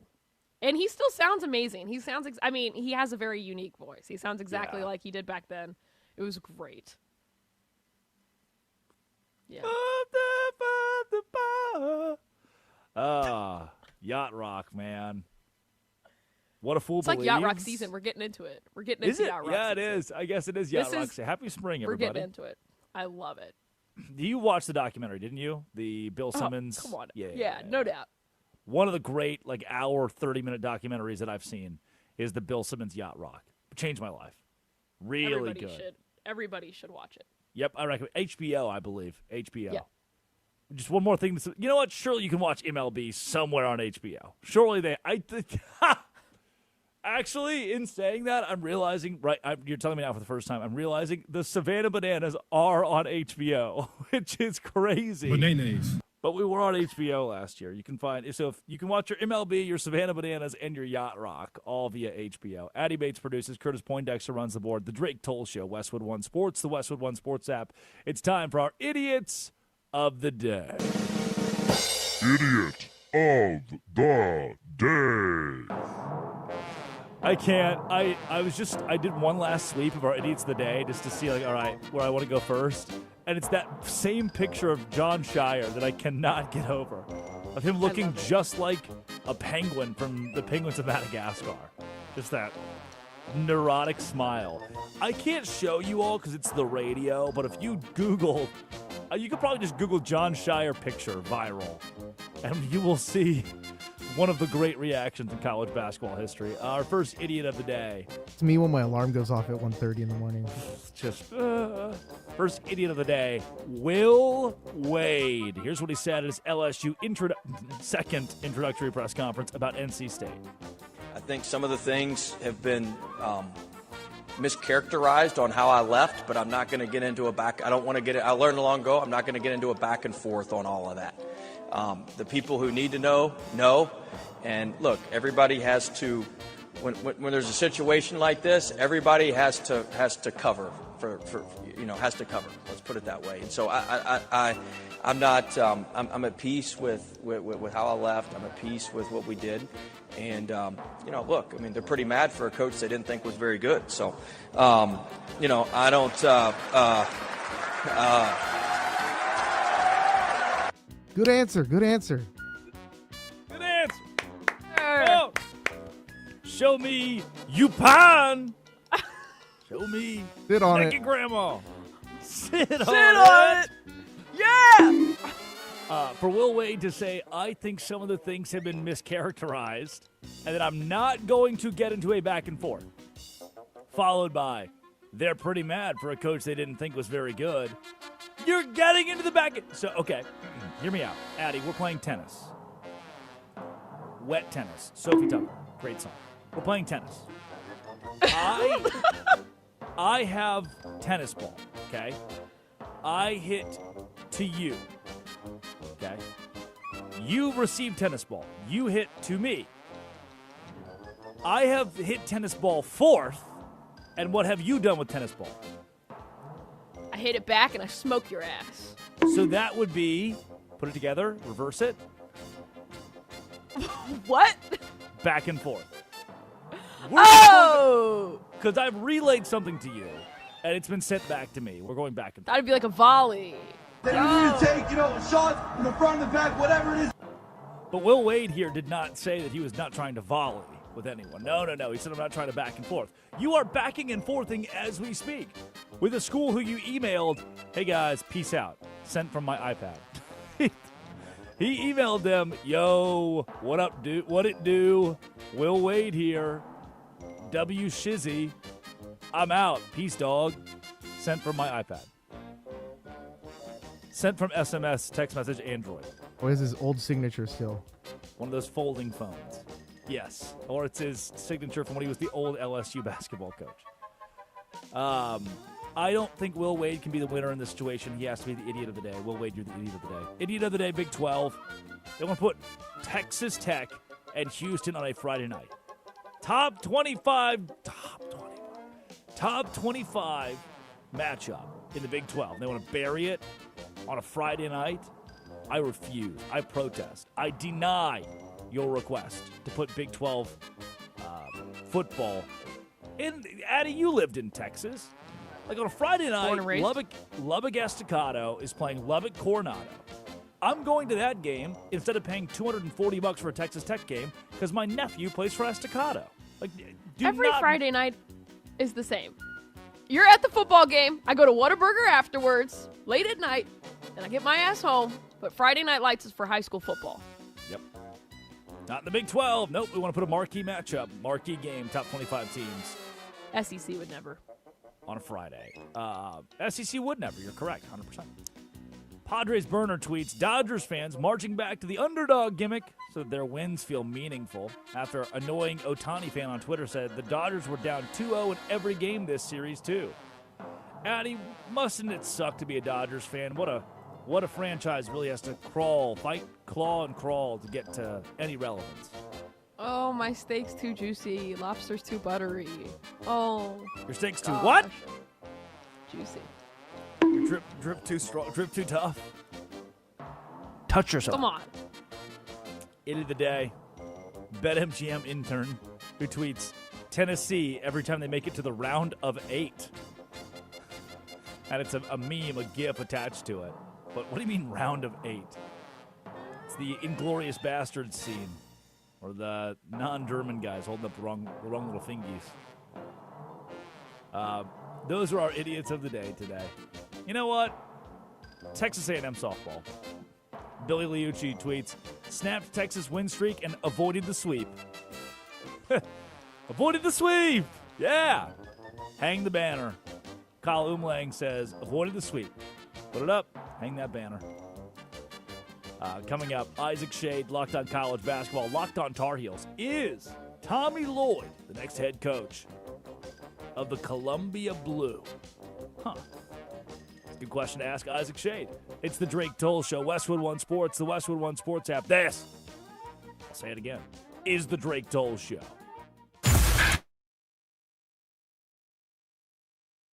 Well, she was born in the morning, late October, San Antonio. Oh, she's every girl I've ever known.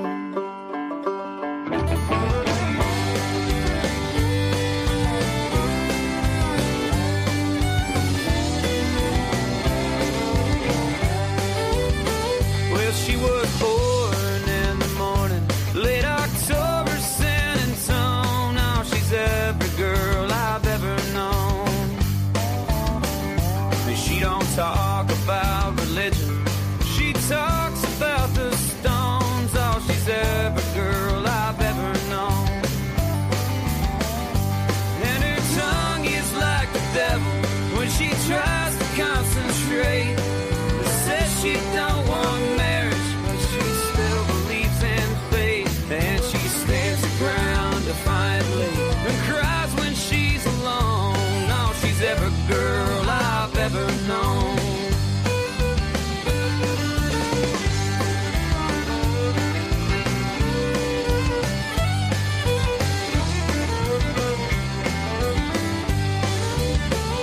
Now her voice, it is a melody, sings just like a bird. Oh, she's every song I've ever heard.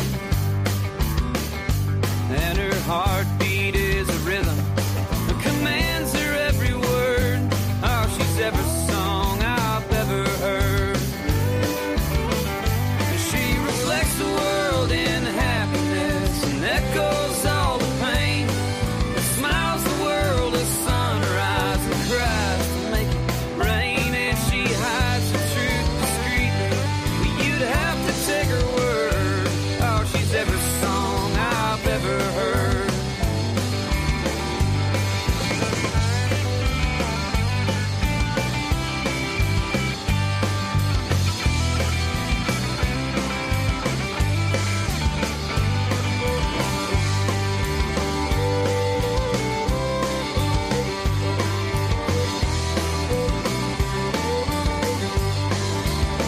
Well, she's the sober Sunday kitchen conversation with my dad.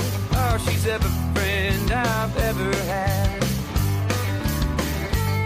who never failed to cut a trail whenever times were bad. Oh, she's every friend I've ever had. She's a flighty good time buddy in a corner of the bar, but she'd fight the devil for you just for being who you are. And she's the last to cast a stone, although she'd love to leave you mad. Oh, she's every friend I've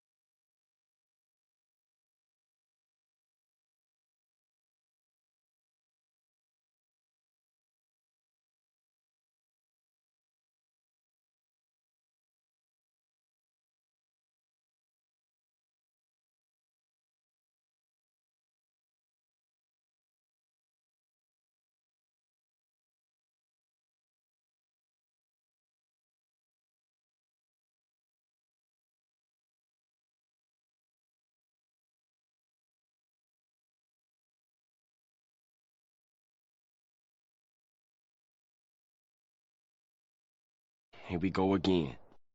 And we are championship.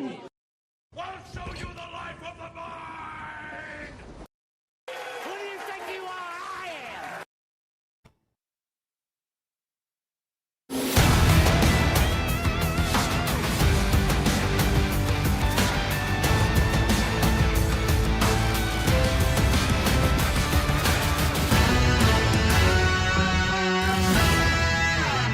Pounding a rhythm to the brain.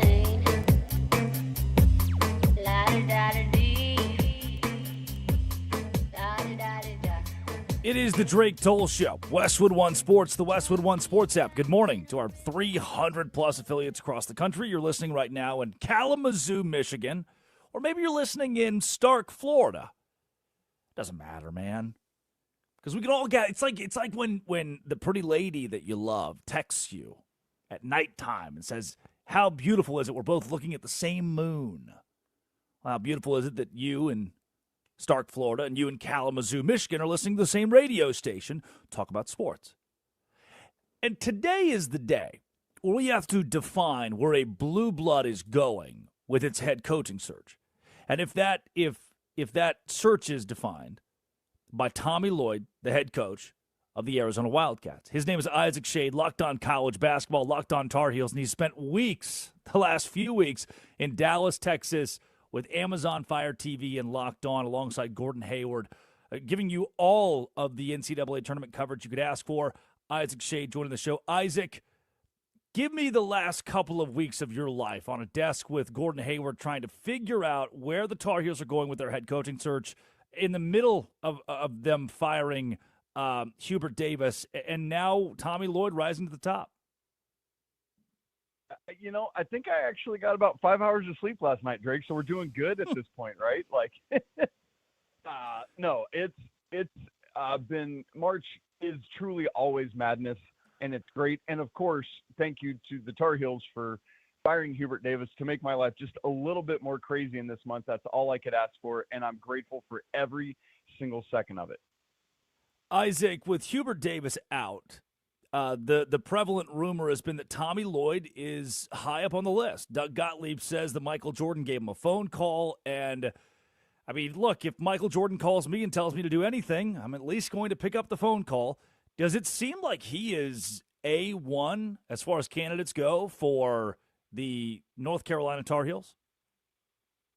He absolutely is. From everything I've been able to look at and listen to and find out, I must admit, I'm a little skeptical on the Gottlieb, but like, why is Doug Gottlieb, of all people, going on the Colin Cowherd show to talk about Michael Jordan calling Tommy? Like, the pieces of that math problem don't seem to add up to me, but whatever, it's part of the fuel of the fire.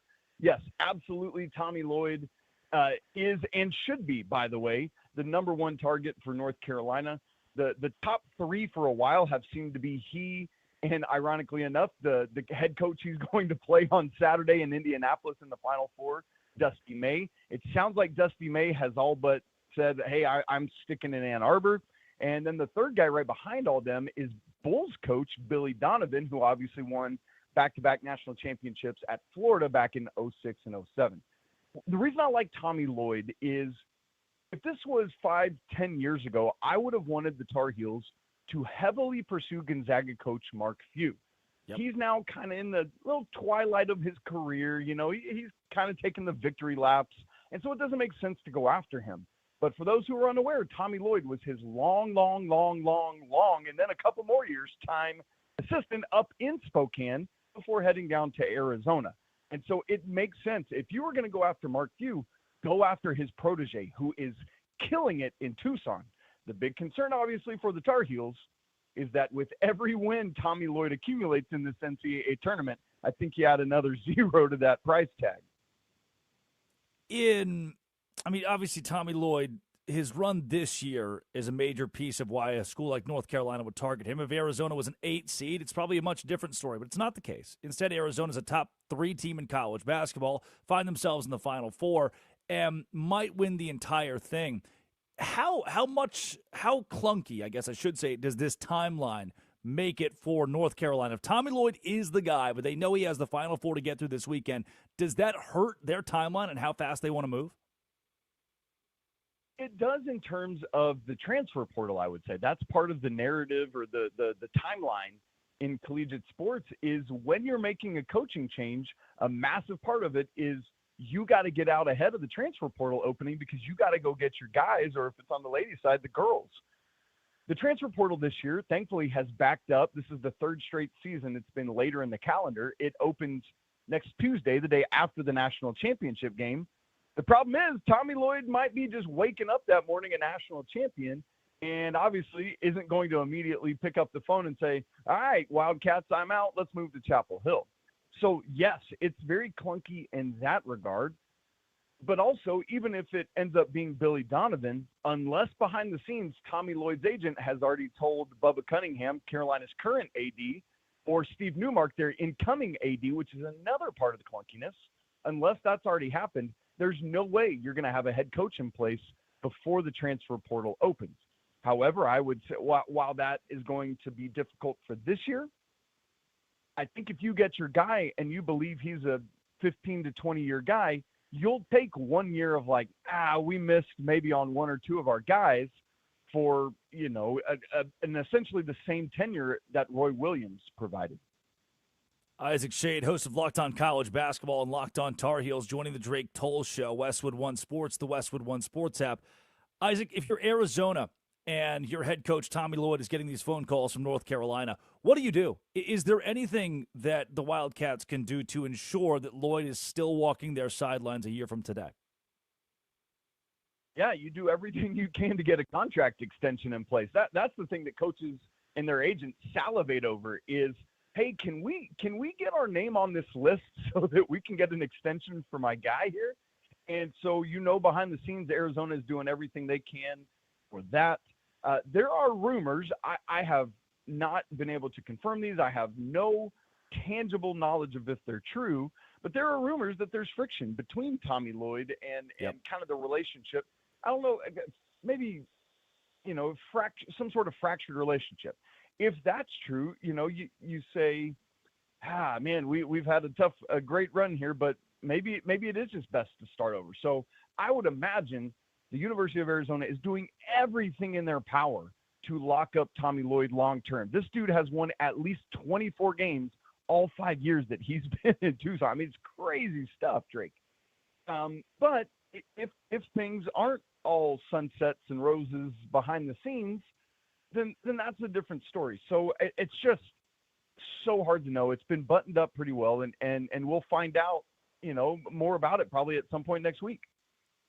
Isaac, let's turn where I think a lot of Wildcats fans would want to turn to the actual games themselves this weekend. And it stinks that as a fan base, they now have to worry about the future of their head coach, along with whether or not they'll beat the Michigan Wolverines come the Final Four. If that's the question, Isaac, does Arizona win? Does Arizona beat Michigan? Do they move on to the national championship? What is the answer? My answer is yes to that. I picked Arizona as my national champion before the tournament began, and they've done nothing to dissuade me from that. But, Drake, here's the bummer for me, my guy. This game is a matchup of the two best and most complete and deep teams in all of college basketball, and with all due respect to Illinois and to UConn, who are phenomenal teams in their own right, this to me is the de facto championship game. I wish this was Monday night's game, because I'm salivating over it.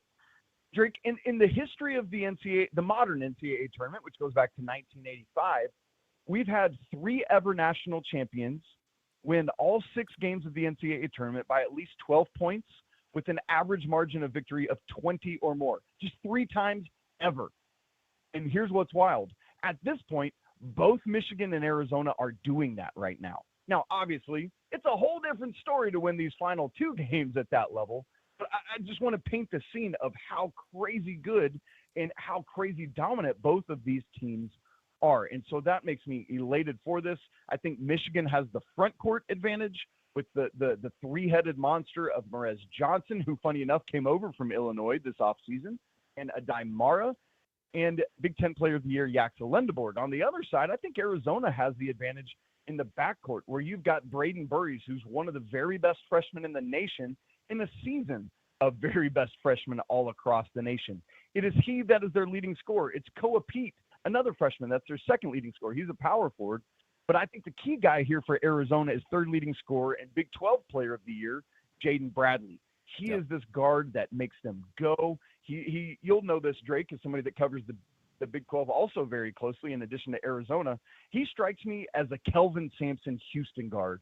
And that's like the highest compliment I could pay to Jaden Bradley. And so I think Arizona has the backcourt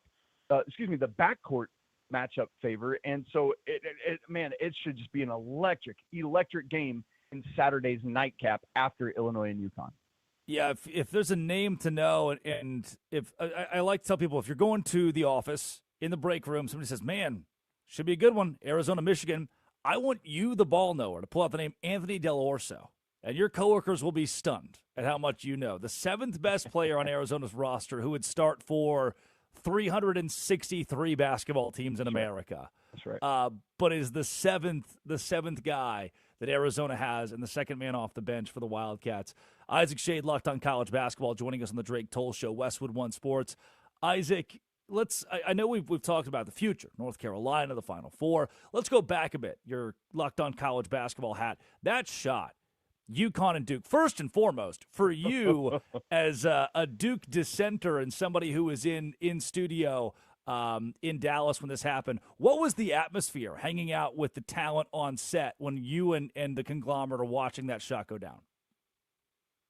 For sure. So we were all in the green room together. And Drake, I know you know this, but your listeners won't. Our director of content for these bracket breakdown shows, she's our director of content for Locked On, is Allie Bronson, who is a diehard UConn fan. She's the EP on this show, the executive producer. And so she's trying to be a fan. She's freaking out. She's basically given up, as all of us have. So we're putting the final touches on the show. We're trying to get ready to go out. We have the game muted because they're down 19, but we're keeping our eye on it because in the second half there, UConn is just slowly. And so we get to about 4 minutes to go, the under 4 timeout. And I said, guys, I'm so sorry. Can we just put a pin in this production meeting? Because I think we have to watch the end of this basketball game. Yeah. And then we just lose our ever-loving minds, dude. It was absolutely ridiculous and bonkers. And I wish there had been a camera on it, and that's okay. But, Drake, here's what's cool about it for me. I fell in love with college basketball in March of 1998. I was an 8th grader in Stockbridge, Georgia. And there was this first-round matchup between Valpo and Ole Miss. It's one of the most famous buzzer beaters in NCAA tournament history. They run a play called Valpo for Bryce Drew, the brother of Scott Drew, son of Homer Drew, who is Valpo's coach. And it's this play that people often run now, but it's an unreal play from the other baseline. Bryce Drew knocks down the shot, and that shot in the first round made me fall in love with college basketball, which is today my profession. From while I'm in Dallas, Texas, my wife texted me that my son was losing his mind over this UConn shot from Braylon Mullins. And it was just this man, this is what the madness is all about. These moments that bring us together where we lose decorum and we're hooping and hollering and it's crazy. And so Drake, man, that was what I loved about this moment was the humanity of it and that my son had an opportunity. My 10-year-old son had a moment just like I did early on in my life. Isaac Shade, right on cue. We have the audio. Here's Bryce Drew winning the game for Valparaiso. Oh, no, that would have been so cool. That would have been awesome. Now Valpo's going to have to go the length of the court, 2.5. The inbounds pass to be thrown by Jamie Sykes. Carter pressuring. It's to Jenkins, to Drew for the win! Gone! He did it! Bryce Drew did it! Valpo has won the game! A miracle!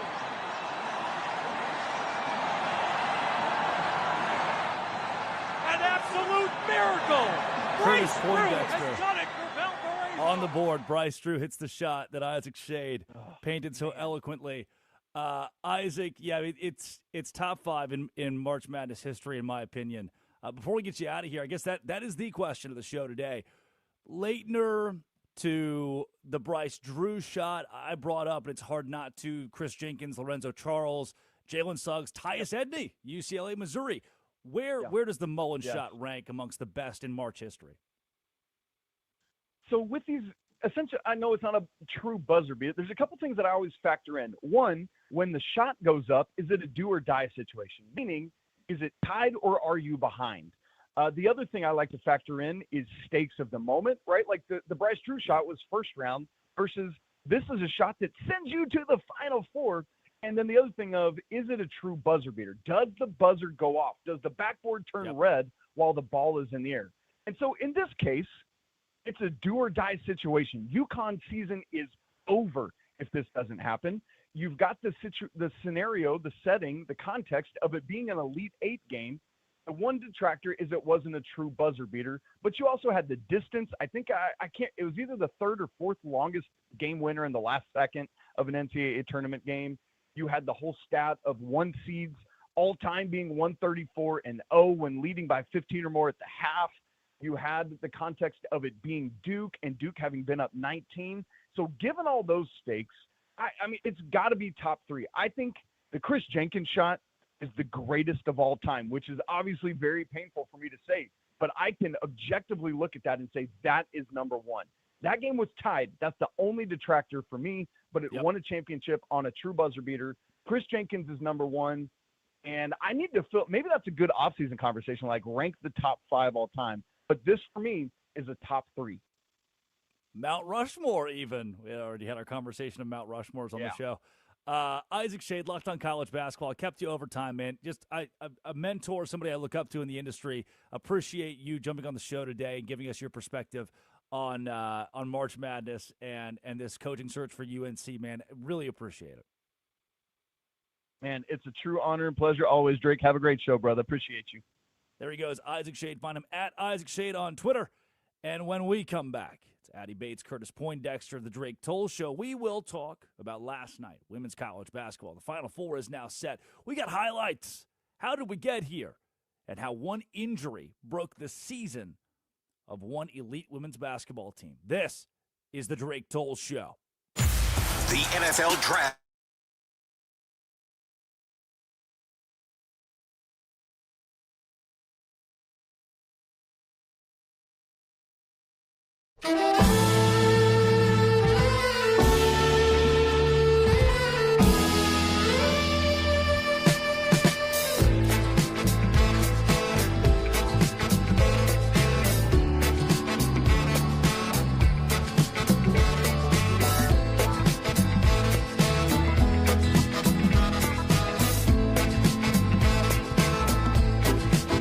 Our naked bodies go on trial just for laughing at the joke, just for saying of the bargain what any sales girl already knows. Most of us old men die at the firing line, just waiting for our number to be called. I guess time just makes fools of us all. Now the king regales his stepson when he's loaded as a gun. Says a real man is like a country. You need a map to find your one. Now I do you suppose you must approach the throne with its back up against the wall. I guess time just makes fools of us all.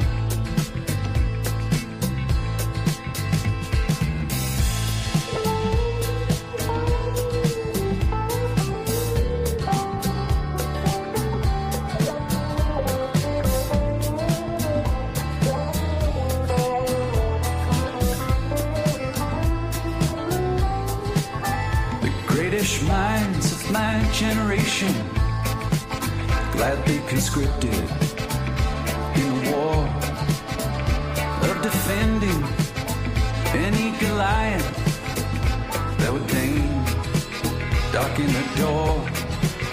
Now with your genius for picking battles, it's no wonder every helmet is too small. I guess time just makes fools of us all. I guess time just makes fools of us all. My drink is watered down. The champ is on his knees. He lost the rematch. He lost the comeback. He lost for charity. But that's the job. It's what gets the asses in the hall. They came for a beating. And he came to brawl.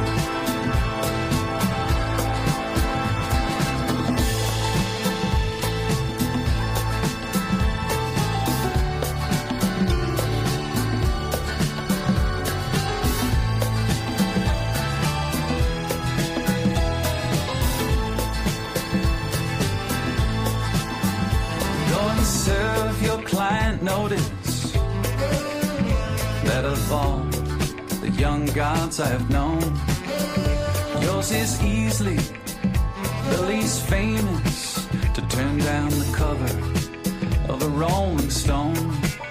Lily white faces, so familiar and yet impossible to recall. I guess time just makes fools of us all. After a millennia of good times, God said, hey now, let's have a dream where we raise the stakes a little. Come on, let's make things interesting. Parachute into the Anthropocene. An amnesiac, a himbo Kendall. I guess time does make fools of us all.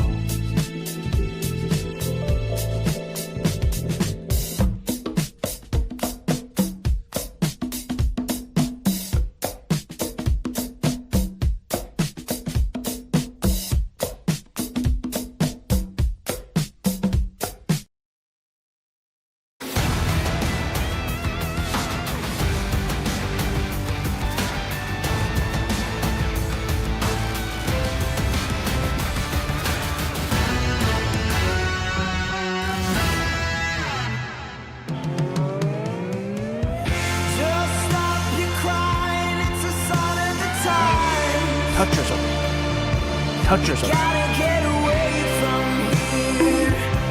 We gotta get away from here. Just stop your crying, it'll be Here's how the alright. conversation would go. Hey, Black. Yeah, Abdallah? I was listening to this song last night, and I started crying because it evoked so much emotion from me. Yeah, what was it? It was this power ballad, early 90s. Harry Styles, I think? Oh, wow, yeah. I cry at that one all the time. And then they would continue that dialogue for the 3 hours of their show. Not understanding that Harry Styles is a modern artist.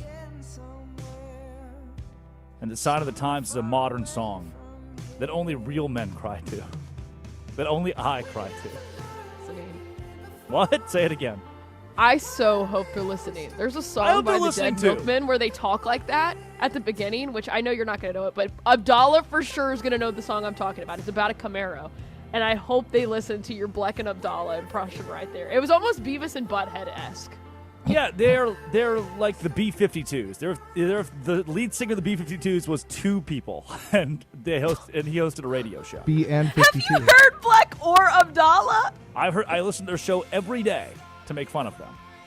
Hey, say her in the file. Oh, I'm back. Hey. That's how they sound in my head for 3 hours. You tell me their favorite bonk every day when I connect to them.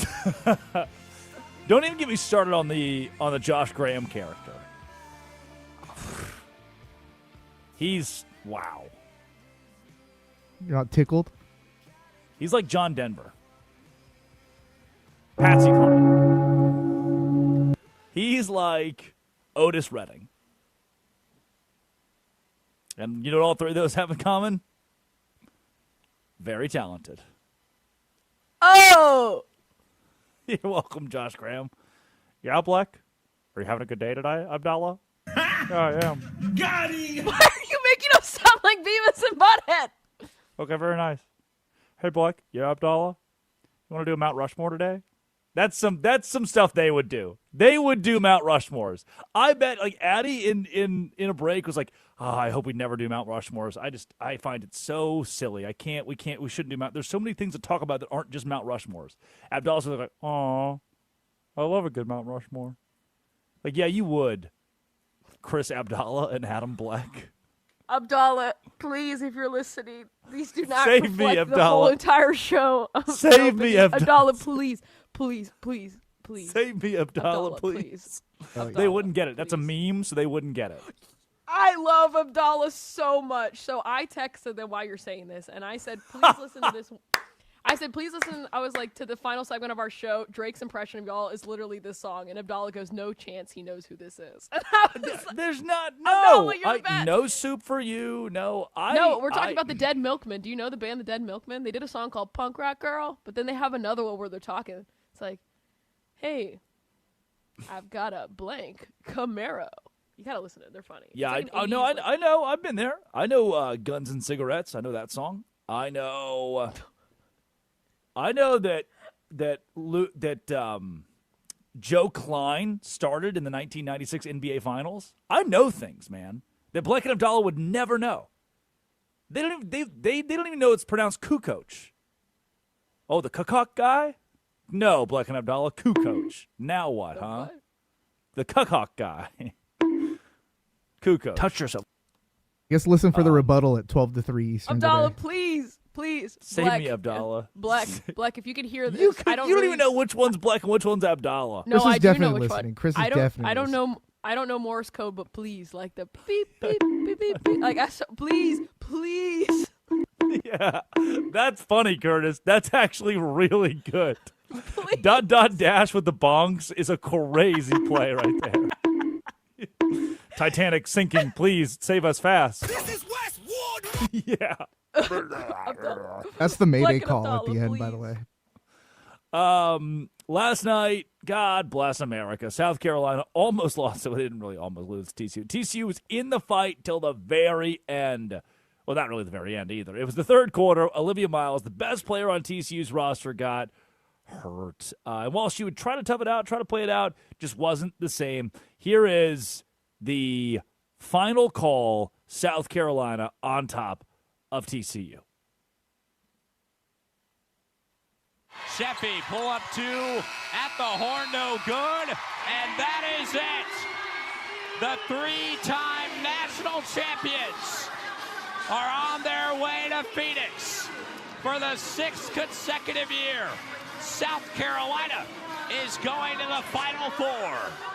The Gamecocks take care of business here in Sacramento with a huge fourth quarter, and they knock off TCU 78-52, earning a date with UConn next weekend in the Final Four.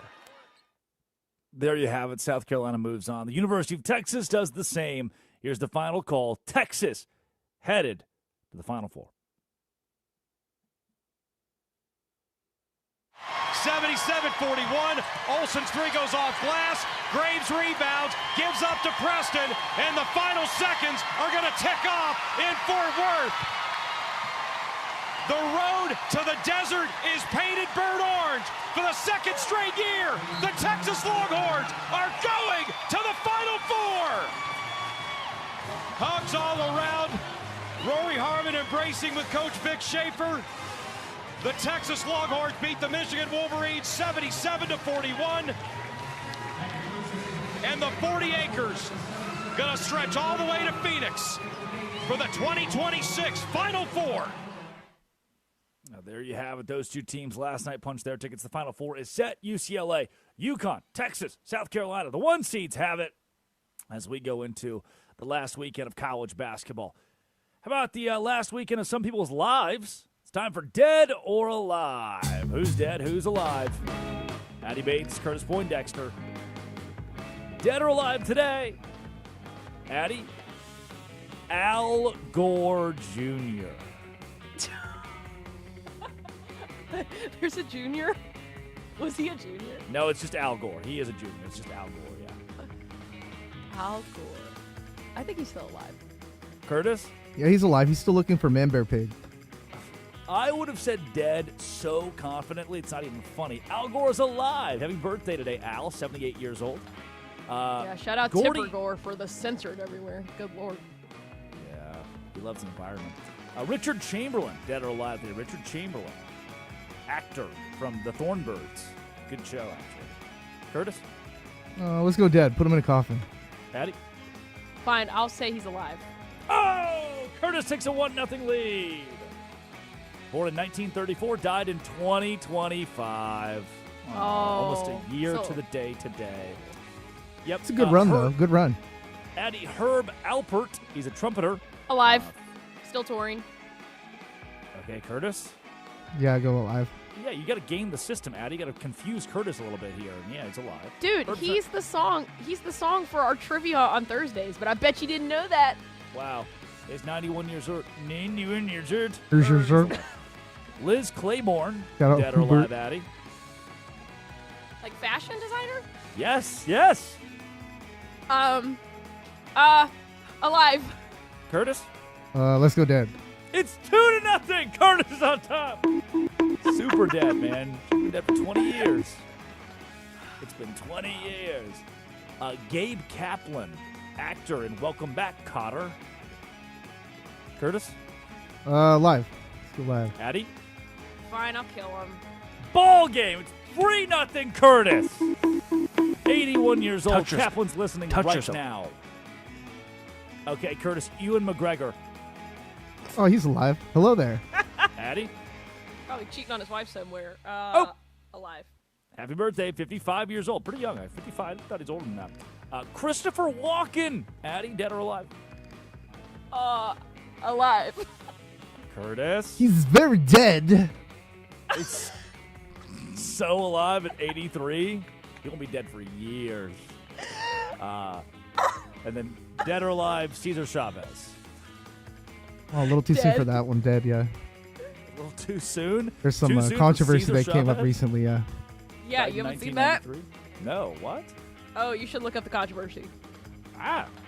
This is Tim Allen racist coded, but yeah. We'll look Addie Bates producing. Curtis Poindexter runs the board. That's dead or alive. Curtis wins! It's been the first game he's won in the 3 months of this show. Westwood One Sports.